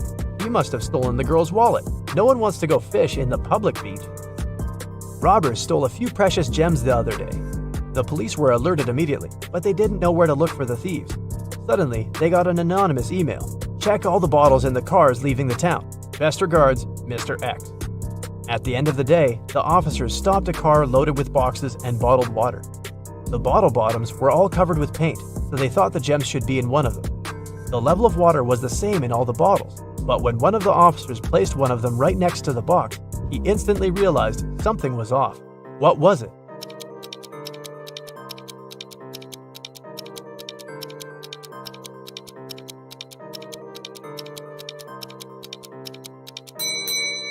The bottle standing next to the box is much lower than those still inside. The police then found there was a double bottom and the gems were hidden right underneath it. 2 friends, Martin and Clyde, had a bet. Martin said he would throw a ball and it would come back to him. He also said there would be no obstacle or wall the ball could ricochet from. Clyde said it was impossible, and he lost. How's that?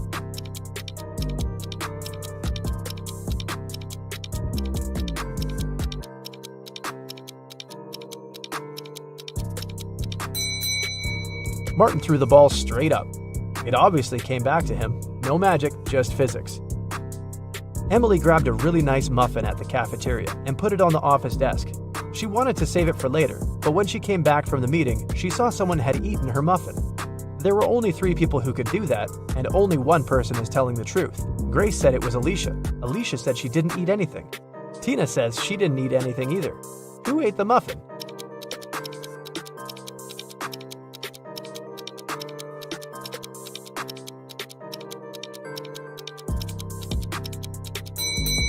It was Tina. Only one person is telling the truth, and it's Alicia.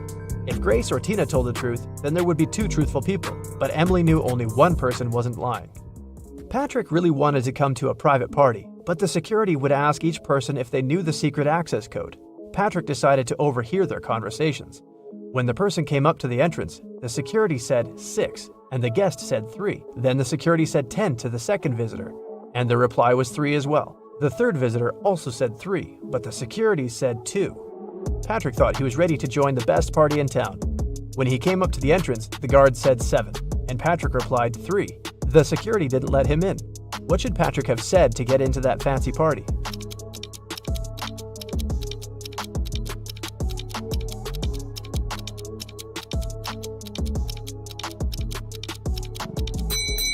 He should have said 5. The guest needed to count letters. 6, 10, and 2 have 3 letters. That's why the answer was 3. In the word 7, there are 5 letters.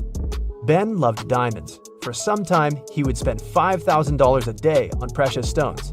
At some point, he realized he had too many gems, so he started selling them at $3,000 a piece. Sometime later, he became a millionaire. How is that possible if he was obviously losing money?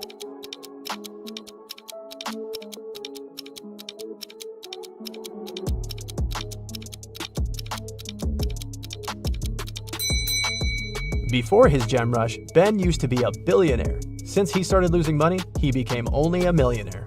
A vampire moved to a big city where nobody knew him to start a brand new life. Still, he just couldn't help it and started biting locals every single night. People got scared and invited a private investigator to solve the problem. A couple of days later, Detective Reitman had 3 suspects. He decided to visit each of them to find out who the vampire was. After visiting all the houses, he was sure he found the vampire. Who was it?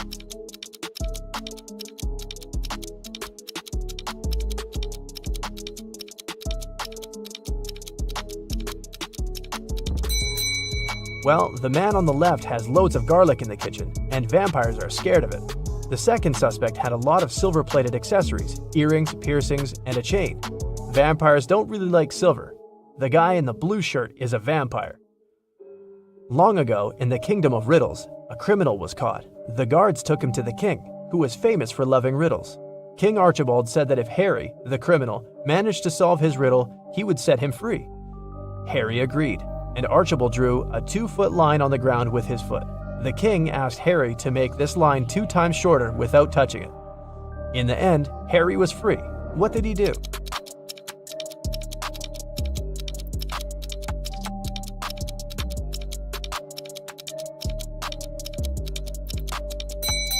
Harry drew a 4-foot line with his foot, so that the one the king drew got 2 times shorter.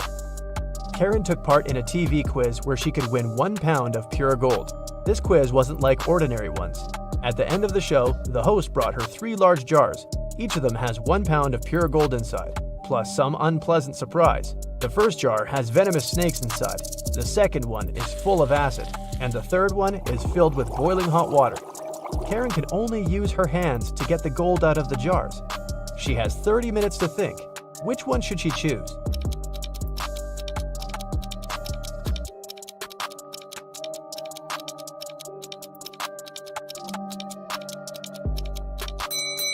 Karen should choose the one with hot water.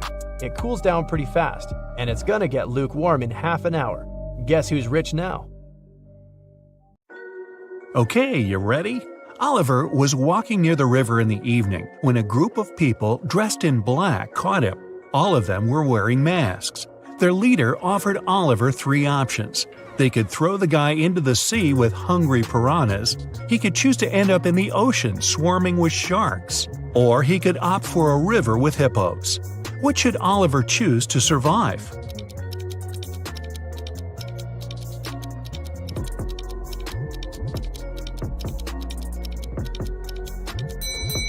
Piranhas only live in fresh water. The guy should pick the sea with the piranhas.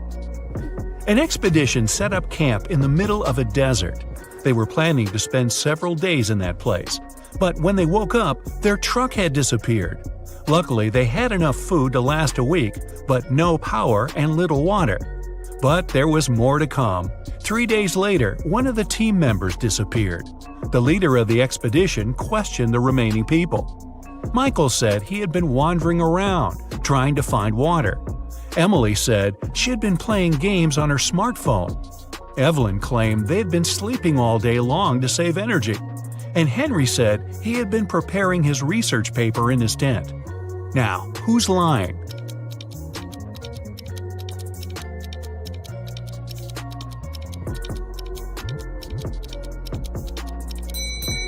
Emily. In 3 days, her phone would have already run out of battery. There are 100 books on a shelf. To count off 10 of them, you'll need 10 seconds. How much time you'll spend counting off 70 books?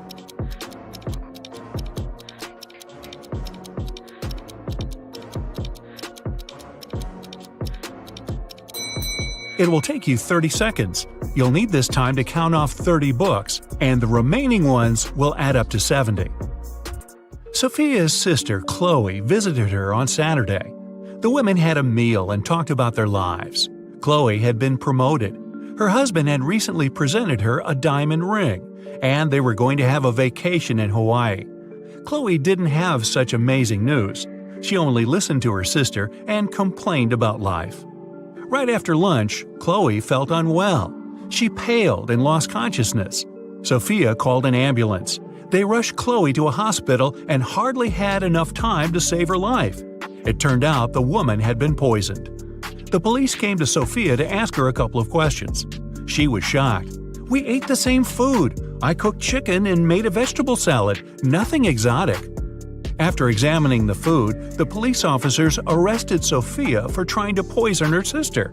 But how did she do it?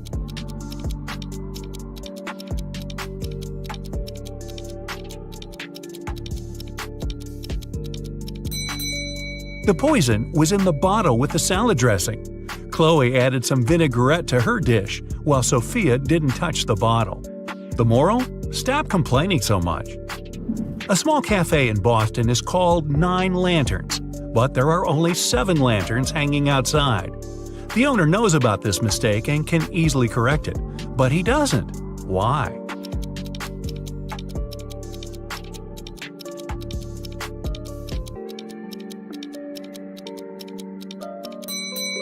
When the wind took away 2 lanterns some time ago, the man wanted to replace them. But before he could do it, he noticed that more people started to come into his cafe. They told him 2 lanterns were missing, and then stayed to drink coffee. Jackson came to visit his friend Aiden, who he hadn't seen in ages. They had a great time, gossiping and drinking tea. But Jackson had completely forgotten Aiden had one quirk. He loved making up riddles and never let anyone leave his house without cracking 1 or 2 of his newest ones. This time, his question was, "What do you swallow that can swallow you?" Can you help Jackson get home? Hey, it's already late.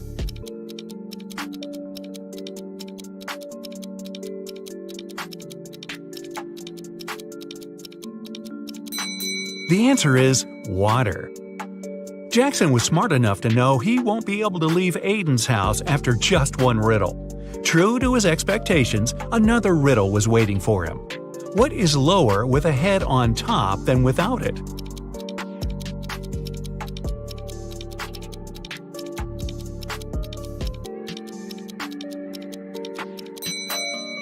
Jackson took his sweet time, but eventually he realized the right answer was a pillow. Could he go home now? Apparently not yet, but Aiden promised it would be the last riddle for the evening. He told his friend, Hannah's birthday is on January 23rd, but she always celebrates it in the summer. Why?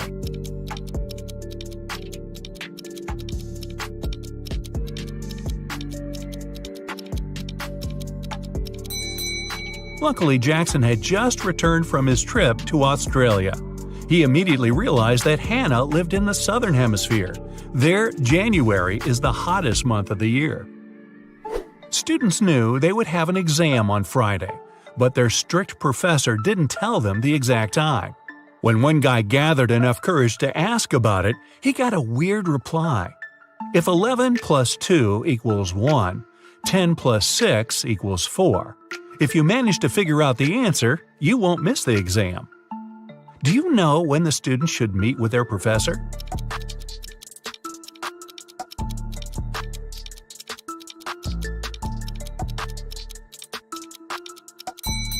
At 4 p.m. 11 o'clock plus 2 hours is 1 p.m. Then 10 o'clock and 6 hours is 4 p.m.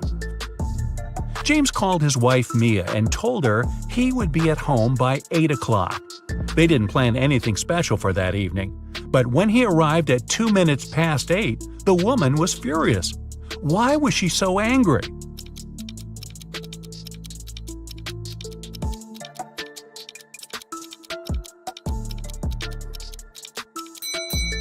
Mia thought her husband would come home by 8 p.m., but he appeared at 8:02 a.m. the next morning. Uh-oh.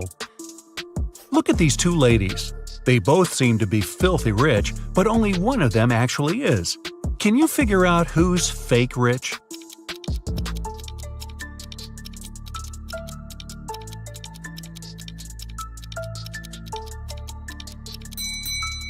It's the girl on the left. She's taking a photo with a luxury car in the background.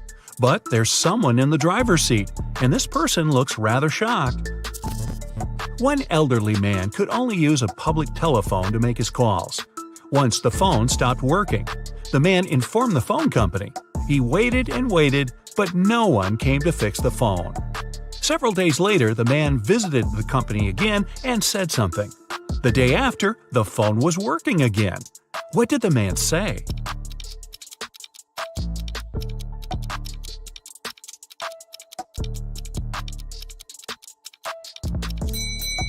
He said people use the phone to make calls without paying. Look at this picture attentively. What's wrong with it?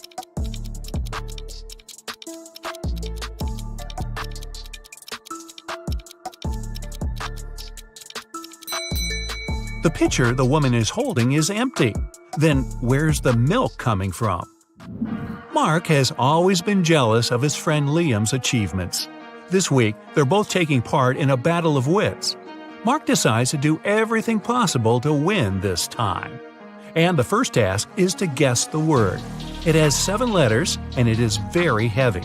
But if Mark takes away 2 letters, he'll get 8. If he takes away 1 letter, he'll get 80. What word is it?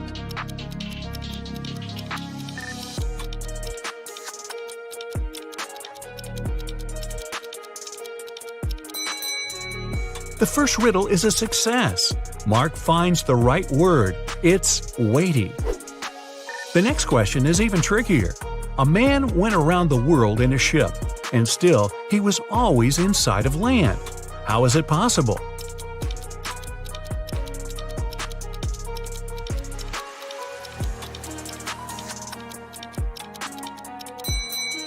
It doesn't take Mark long to figure out the man was in a spaceship orbiting Earth.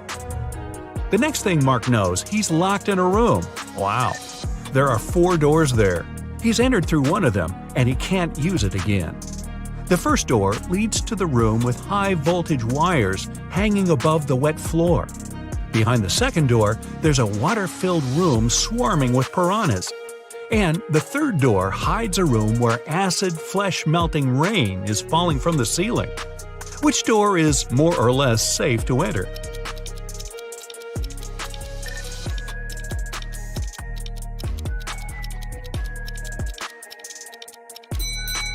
Mark opted for the first door and didn't regret it. It was safe because he didn't let his body come into contact with the wires and the wet floor at the same time. It turned out the next task was the last one in this competition. Mark was looking forward to finding out the winner, but first he had to do some brain work. The world's tallest tower is finally finished. It took 5 years to build it. Every next year, the construction doubled in height. How many years did it take the tower to reach half its current height?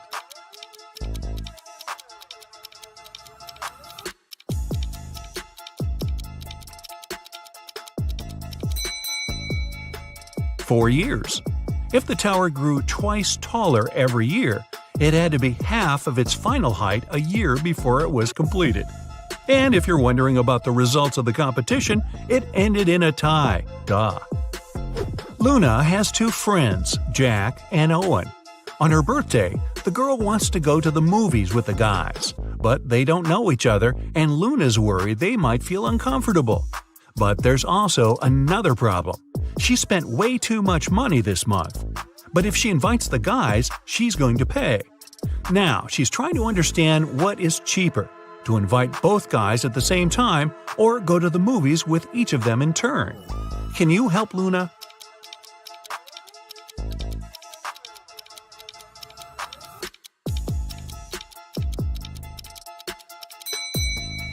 It'll cost the girl less to invite her 2 friends at the same time. This way, she'll only have to buy 3 tickets. If she goes with each of them, she'll pay for 4 tickets. It was a sunny summer day without a single cloud in the sky. The ship was in the harbor. There were many people on the shore. They gathered there to look at the vessel. Suddenly, the ship started to sink. There was nothing wrong with it, and all of its systems were functioning correctly. The weather was fine and the sea was calm, but the ship still disappeared in the blink of an eye. What happened?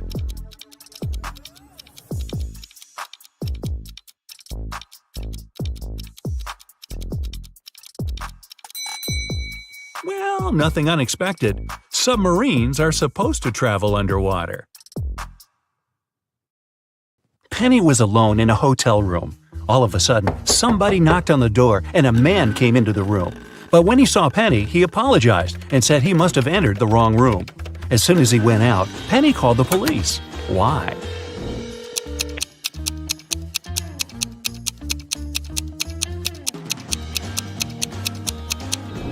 Penny thought something was wrong because the man knocked on the door before entering. If he really believed it was his room, he wouldn't have knocked. He must have done it to check if there was someone in the room. 4 people are sitting at a table next to you in a cafe. There's a man, Jason, and 3 women, Rosie, Sarah, and Claire. Can you guess which woman is his wife?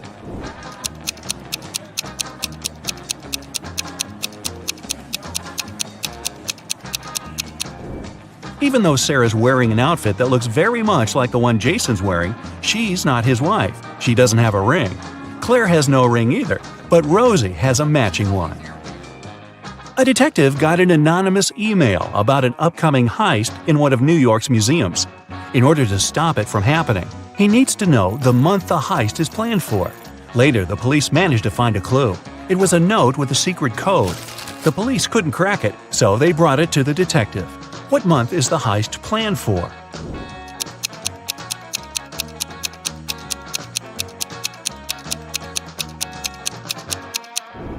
The detective cracked the code almost immediately. A jar in the picture stands for J, a ukulele stands for U, a nugget stands for N, and an eggplant stands for E. Ah, June! There are 12 floors in the apartment building. The higher the floor, the more people live there. Which floor does the elevator go to most often?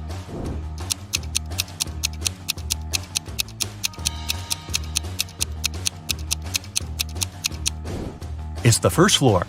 The residents of all floors go down to the first floor. The other day, Annabelle was rummaging around her auntie's attic when she accidentally stumbled upon 5 short chains, each made of 4 silver links. She thought it could be great if she combined them all into one big chain of 20 links. When she went back to town, she brought those tiny chains to a jeweler. He told her it would cost $5 for each silver link that he would have to break and then reseal. How much will the chain cost?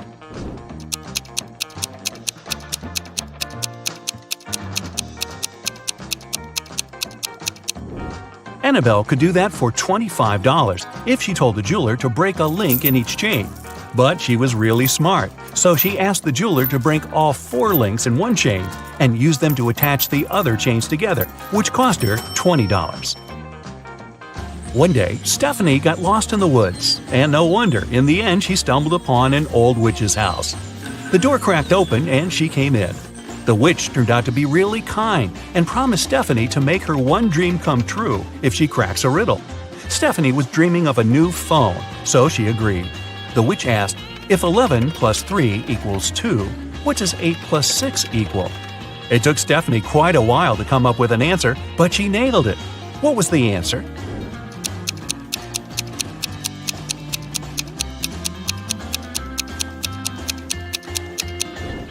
"11 o'clock plus 3 equals 2 o'clock. 8 o'clock plus 6 equals 2 o'clock too." Hop on the bright side of life together with our brand new tees, hoodies, and more. Click the link to pick your choice. You're getting hungry and want to boil a 2-minute egg. If you only have a 3-minute hourglass timer, a 4-minute hourglass timer, and a 5-minute hourglass timer, how can you boil the egg for only 2 minutes?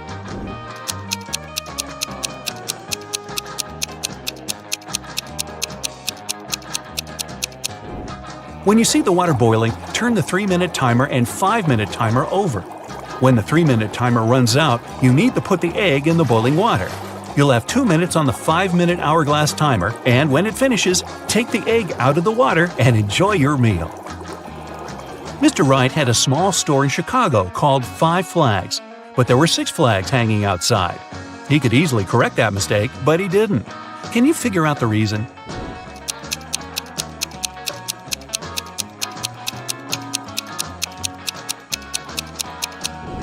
At first, it was just a mistake, but later Mr. Wright noticed that people would often come to his store to tell about that problem, which increased his sales. A wise king realized he was tired of all the hard work he had to do, so he decided to find someone who could replace him. He decided to make a challenge, and the one who nails it will become the new king.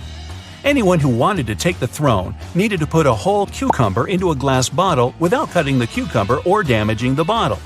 The participants had a week to do it. This challenge seemed to be impossible, so only 5 people decided to take part, and there was only one winner.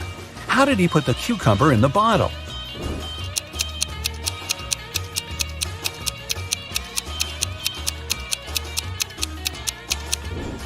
He placed a baby cucumber still on its stem into the bottle. Cucumbers grow rather fast, so he had enough time to win that competition. If it's raining at midnight, can you expect that in 72 hours it'll be sunny?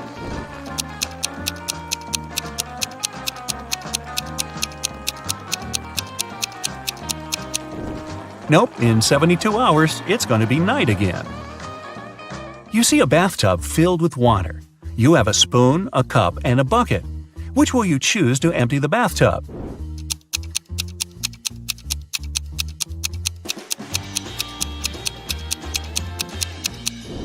Obviously, choose to pull out the plug. Allison majored in math at university. Her roommates wanted to test her intelligence. They took 3 envelopes and wrote short messages on them. Then they put the answers to Allison's exam questions in one of the envelopes. Only one envelope had a truthful message written on it. The other 2 were false. Allison wasn't allowed to open the envelopes and could only pick one. The first message read, "There are no exam answers here." The second was, "The exam answers are here." And the third message read, "The exam answers aren't in the second envelope." Which envelope should Allison pick?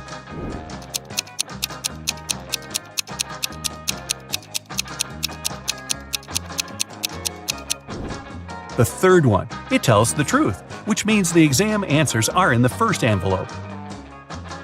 Joanna and Josh were on their honeymoon in France. On the first day, they went on a city tour around Paris and left all their stuff in the hotel room. When they came back, someone was standing outside their door trying to get in. The couple called the receptionist right away, but the man claimed Joanna and Josh owed him some money for the tours they had taken in the past 4 days.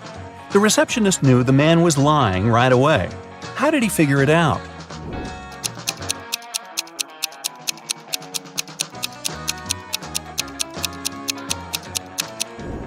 It was the couple's first day in the hotel. Russell and Anna were on vacation. One day, Anna told Russell she couldn't go to the beach with him because she was feeling unwell. When Russell came back to the room to grab his phone, Anna was gone. He found her by the pool and asked, "Are you here alone?" She nodded, but Russell immediately realized she was lying. How?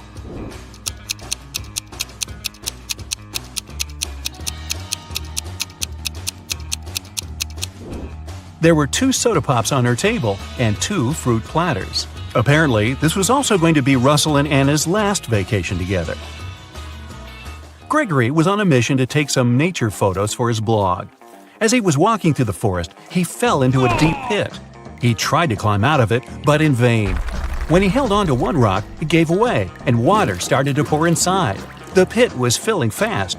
Gregory saw a deflated ball, an empty barrel, and a piece of wooden board. What should he use to get out of the pit?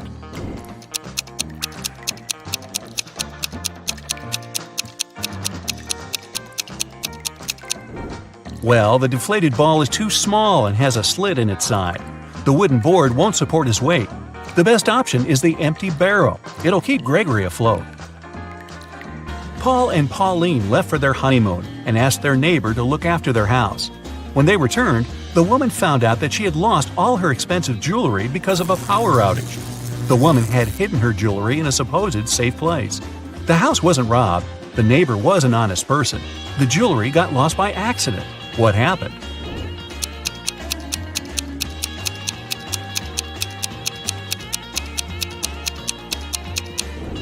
The wife had hid her jewelry in the freezer in a bag with frozen food. After the power failure, all the food spoiled. The kind-hearted neighbor decided to help and threw away all the bad food, together with the jewelry. There's a barrel of water in the yard. You look inside and say that it's more than half full, but your friend argues it's less than half full. How can you figure out who's right without using any measuring tools or removing water from the barrel?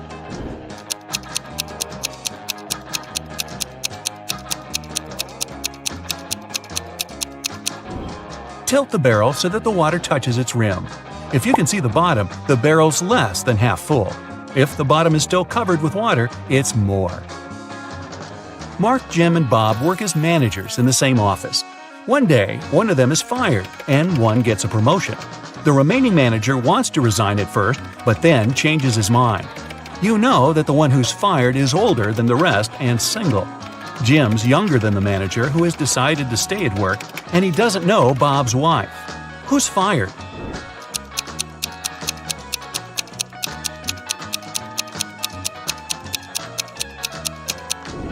It's not Jim because he's younger than the manager who stays.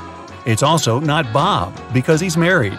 It means that Mark has been fired, Jim has got a promotion, and Bob has decided to stay in his position. Ellis had to go to the hospital the other day. When she entered, she immediately felt something off about the place. Walking along the hall, she spotted 3 doctors. There was something completely wrong about one of them. Which doctor is crazy?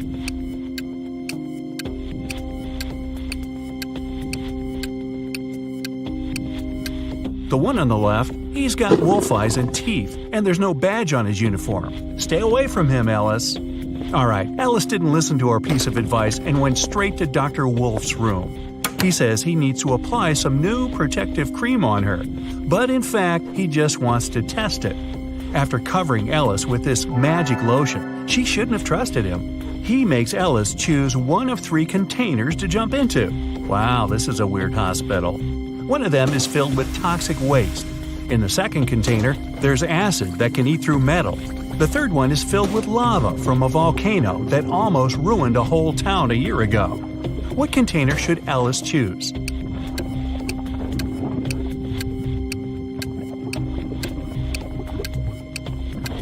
At least this time, Ellis made the right choice. She picked the container with lava. The volcano erupted a year ago, so the lava is already completely solid and cool. Okay, she nailed the first experiment, and Dr. Wolf gives Ellis a choice of 3 pills. He says the red one can help see the past, the blue one can help see the future, and the yellow one can help read other people's minds. Which one should Ellis choose?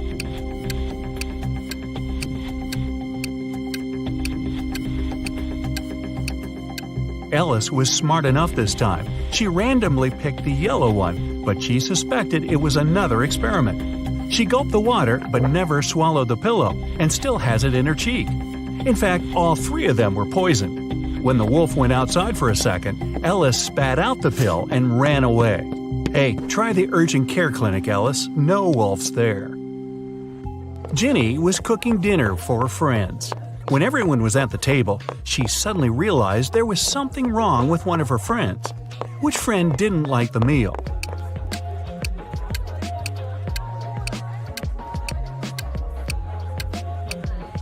It's Mike. He secretly shared it with Jenny's dog. Everybody knows that an old witch lives in this spooky old house. Nobody really wants to meet her. Mary is in this house right now, but she seems to be alone.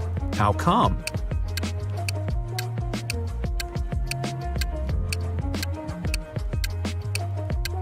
Who said witches can't have a name Mary? She was once young and beautiful too, but then that darn spell happened. One town had a weird law that said all the men had to be cleanly shaven, but no man was allowed to shave himself. The only person who was licensed to shave them was a 40-year-old hairdresser. But who shaved the hairdresser?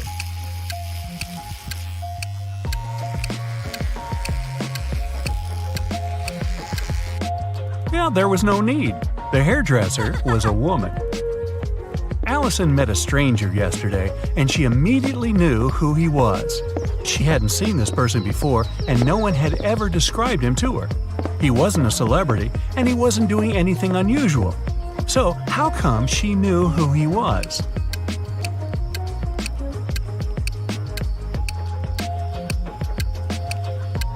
The man was the twin brother of one of Allison's friends.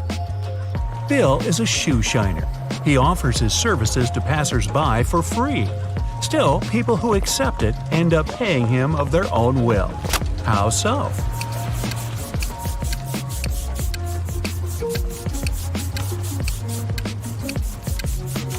Bill shines only one shoe for free. People don't want to look bizarre with just one clean shoe and have to pay for the shining of the other one. The king told his 3 daughters to place 3 identical kettles with the same amount of water on the fire. The king promised that the husband of the daughter whose kettle would boil first would become his heir. His youngest daughter's kettle boiled first. How come?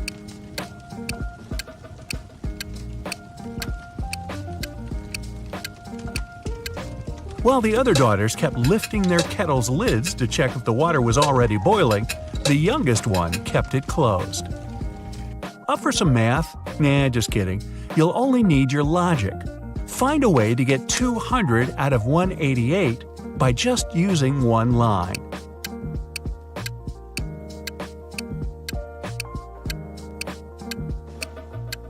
Use the line to cut 188 horizontally. This way, you'll get 2 100s. One person was 25 years old in 2000 and 20 years old in 2005. How is this possible?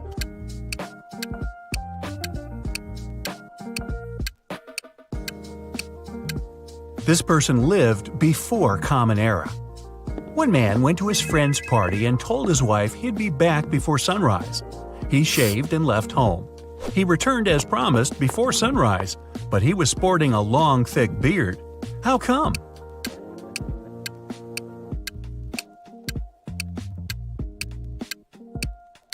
The man and his wife lived in a place with polar nights that can last for several months. A man was driving his car all the way from New York to Boston. Only at the end of the trip did he discover that one of his car's tires had been punctured from the very beginning. Still, he managed to reach his destination successfully, and his journey wasn't affected by this problem at all. How is it possible?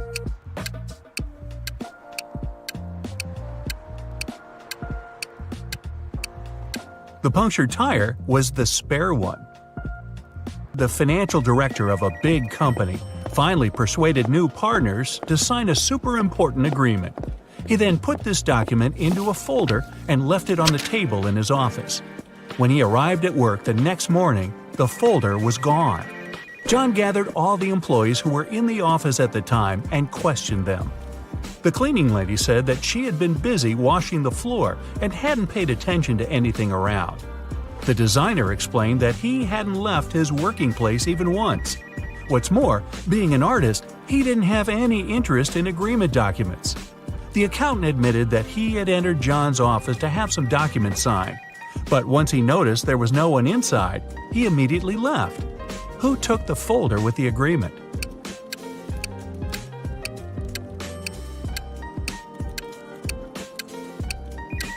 It was the designer.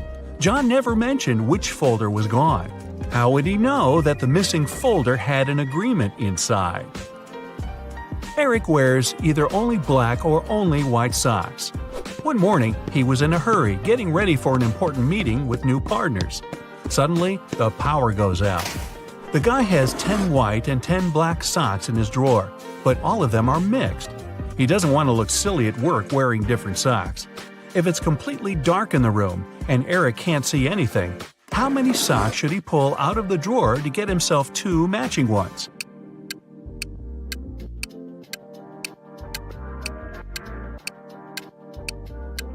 Three socks are more than enough. In a set of 3 socks, he's bound to have 2 of the same color. A hungry vampire is following you in a lonely street one dark night.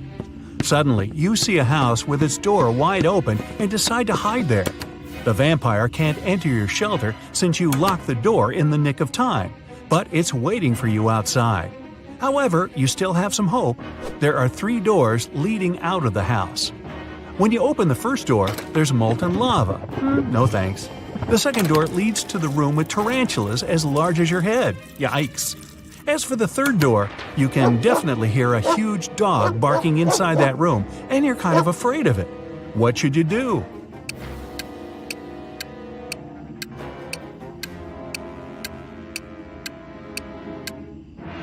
Just wait till morning.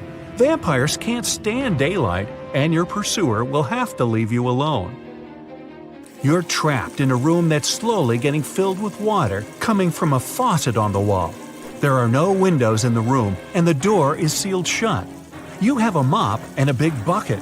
So how are you going to get yourself out of this one?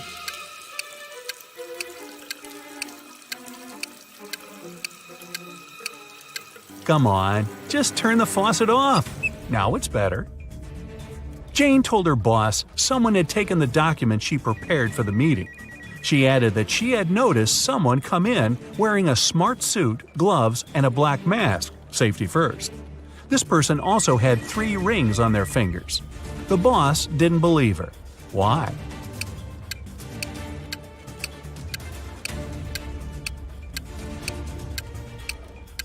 She said the person was wearing gloves. Then how did she see 3 rings on their fingers? Jane must have simply forgotten to print those documents out. A hotel owner was visiting the construction site to see the progress. He wanted to start welcoming the guests as soon as possible and had big plans. At some point, he left his briefcase with important documents on the table. Some worker grabbed it and ran away. The hotel owner didn't see who it was, but he immediately called the police. There were 3 suspects. The architect said he had been talking on the phone, trying to get electricity for the site as there was none. The designer told the police he had been trying to find the best paint for the walls. The electrician explained he had been down in the basement trying to fix a burst light bulb. The detectives figure out who was lying. Can you?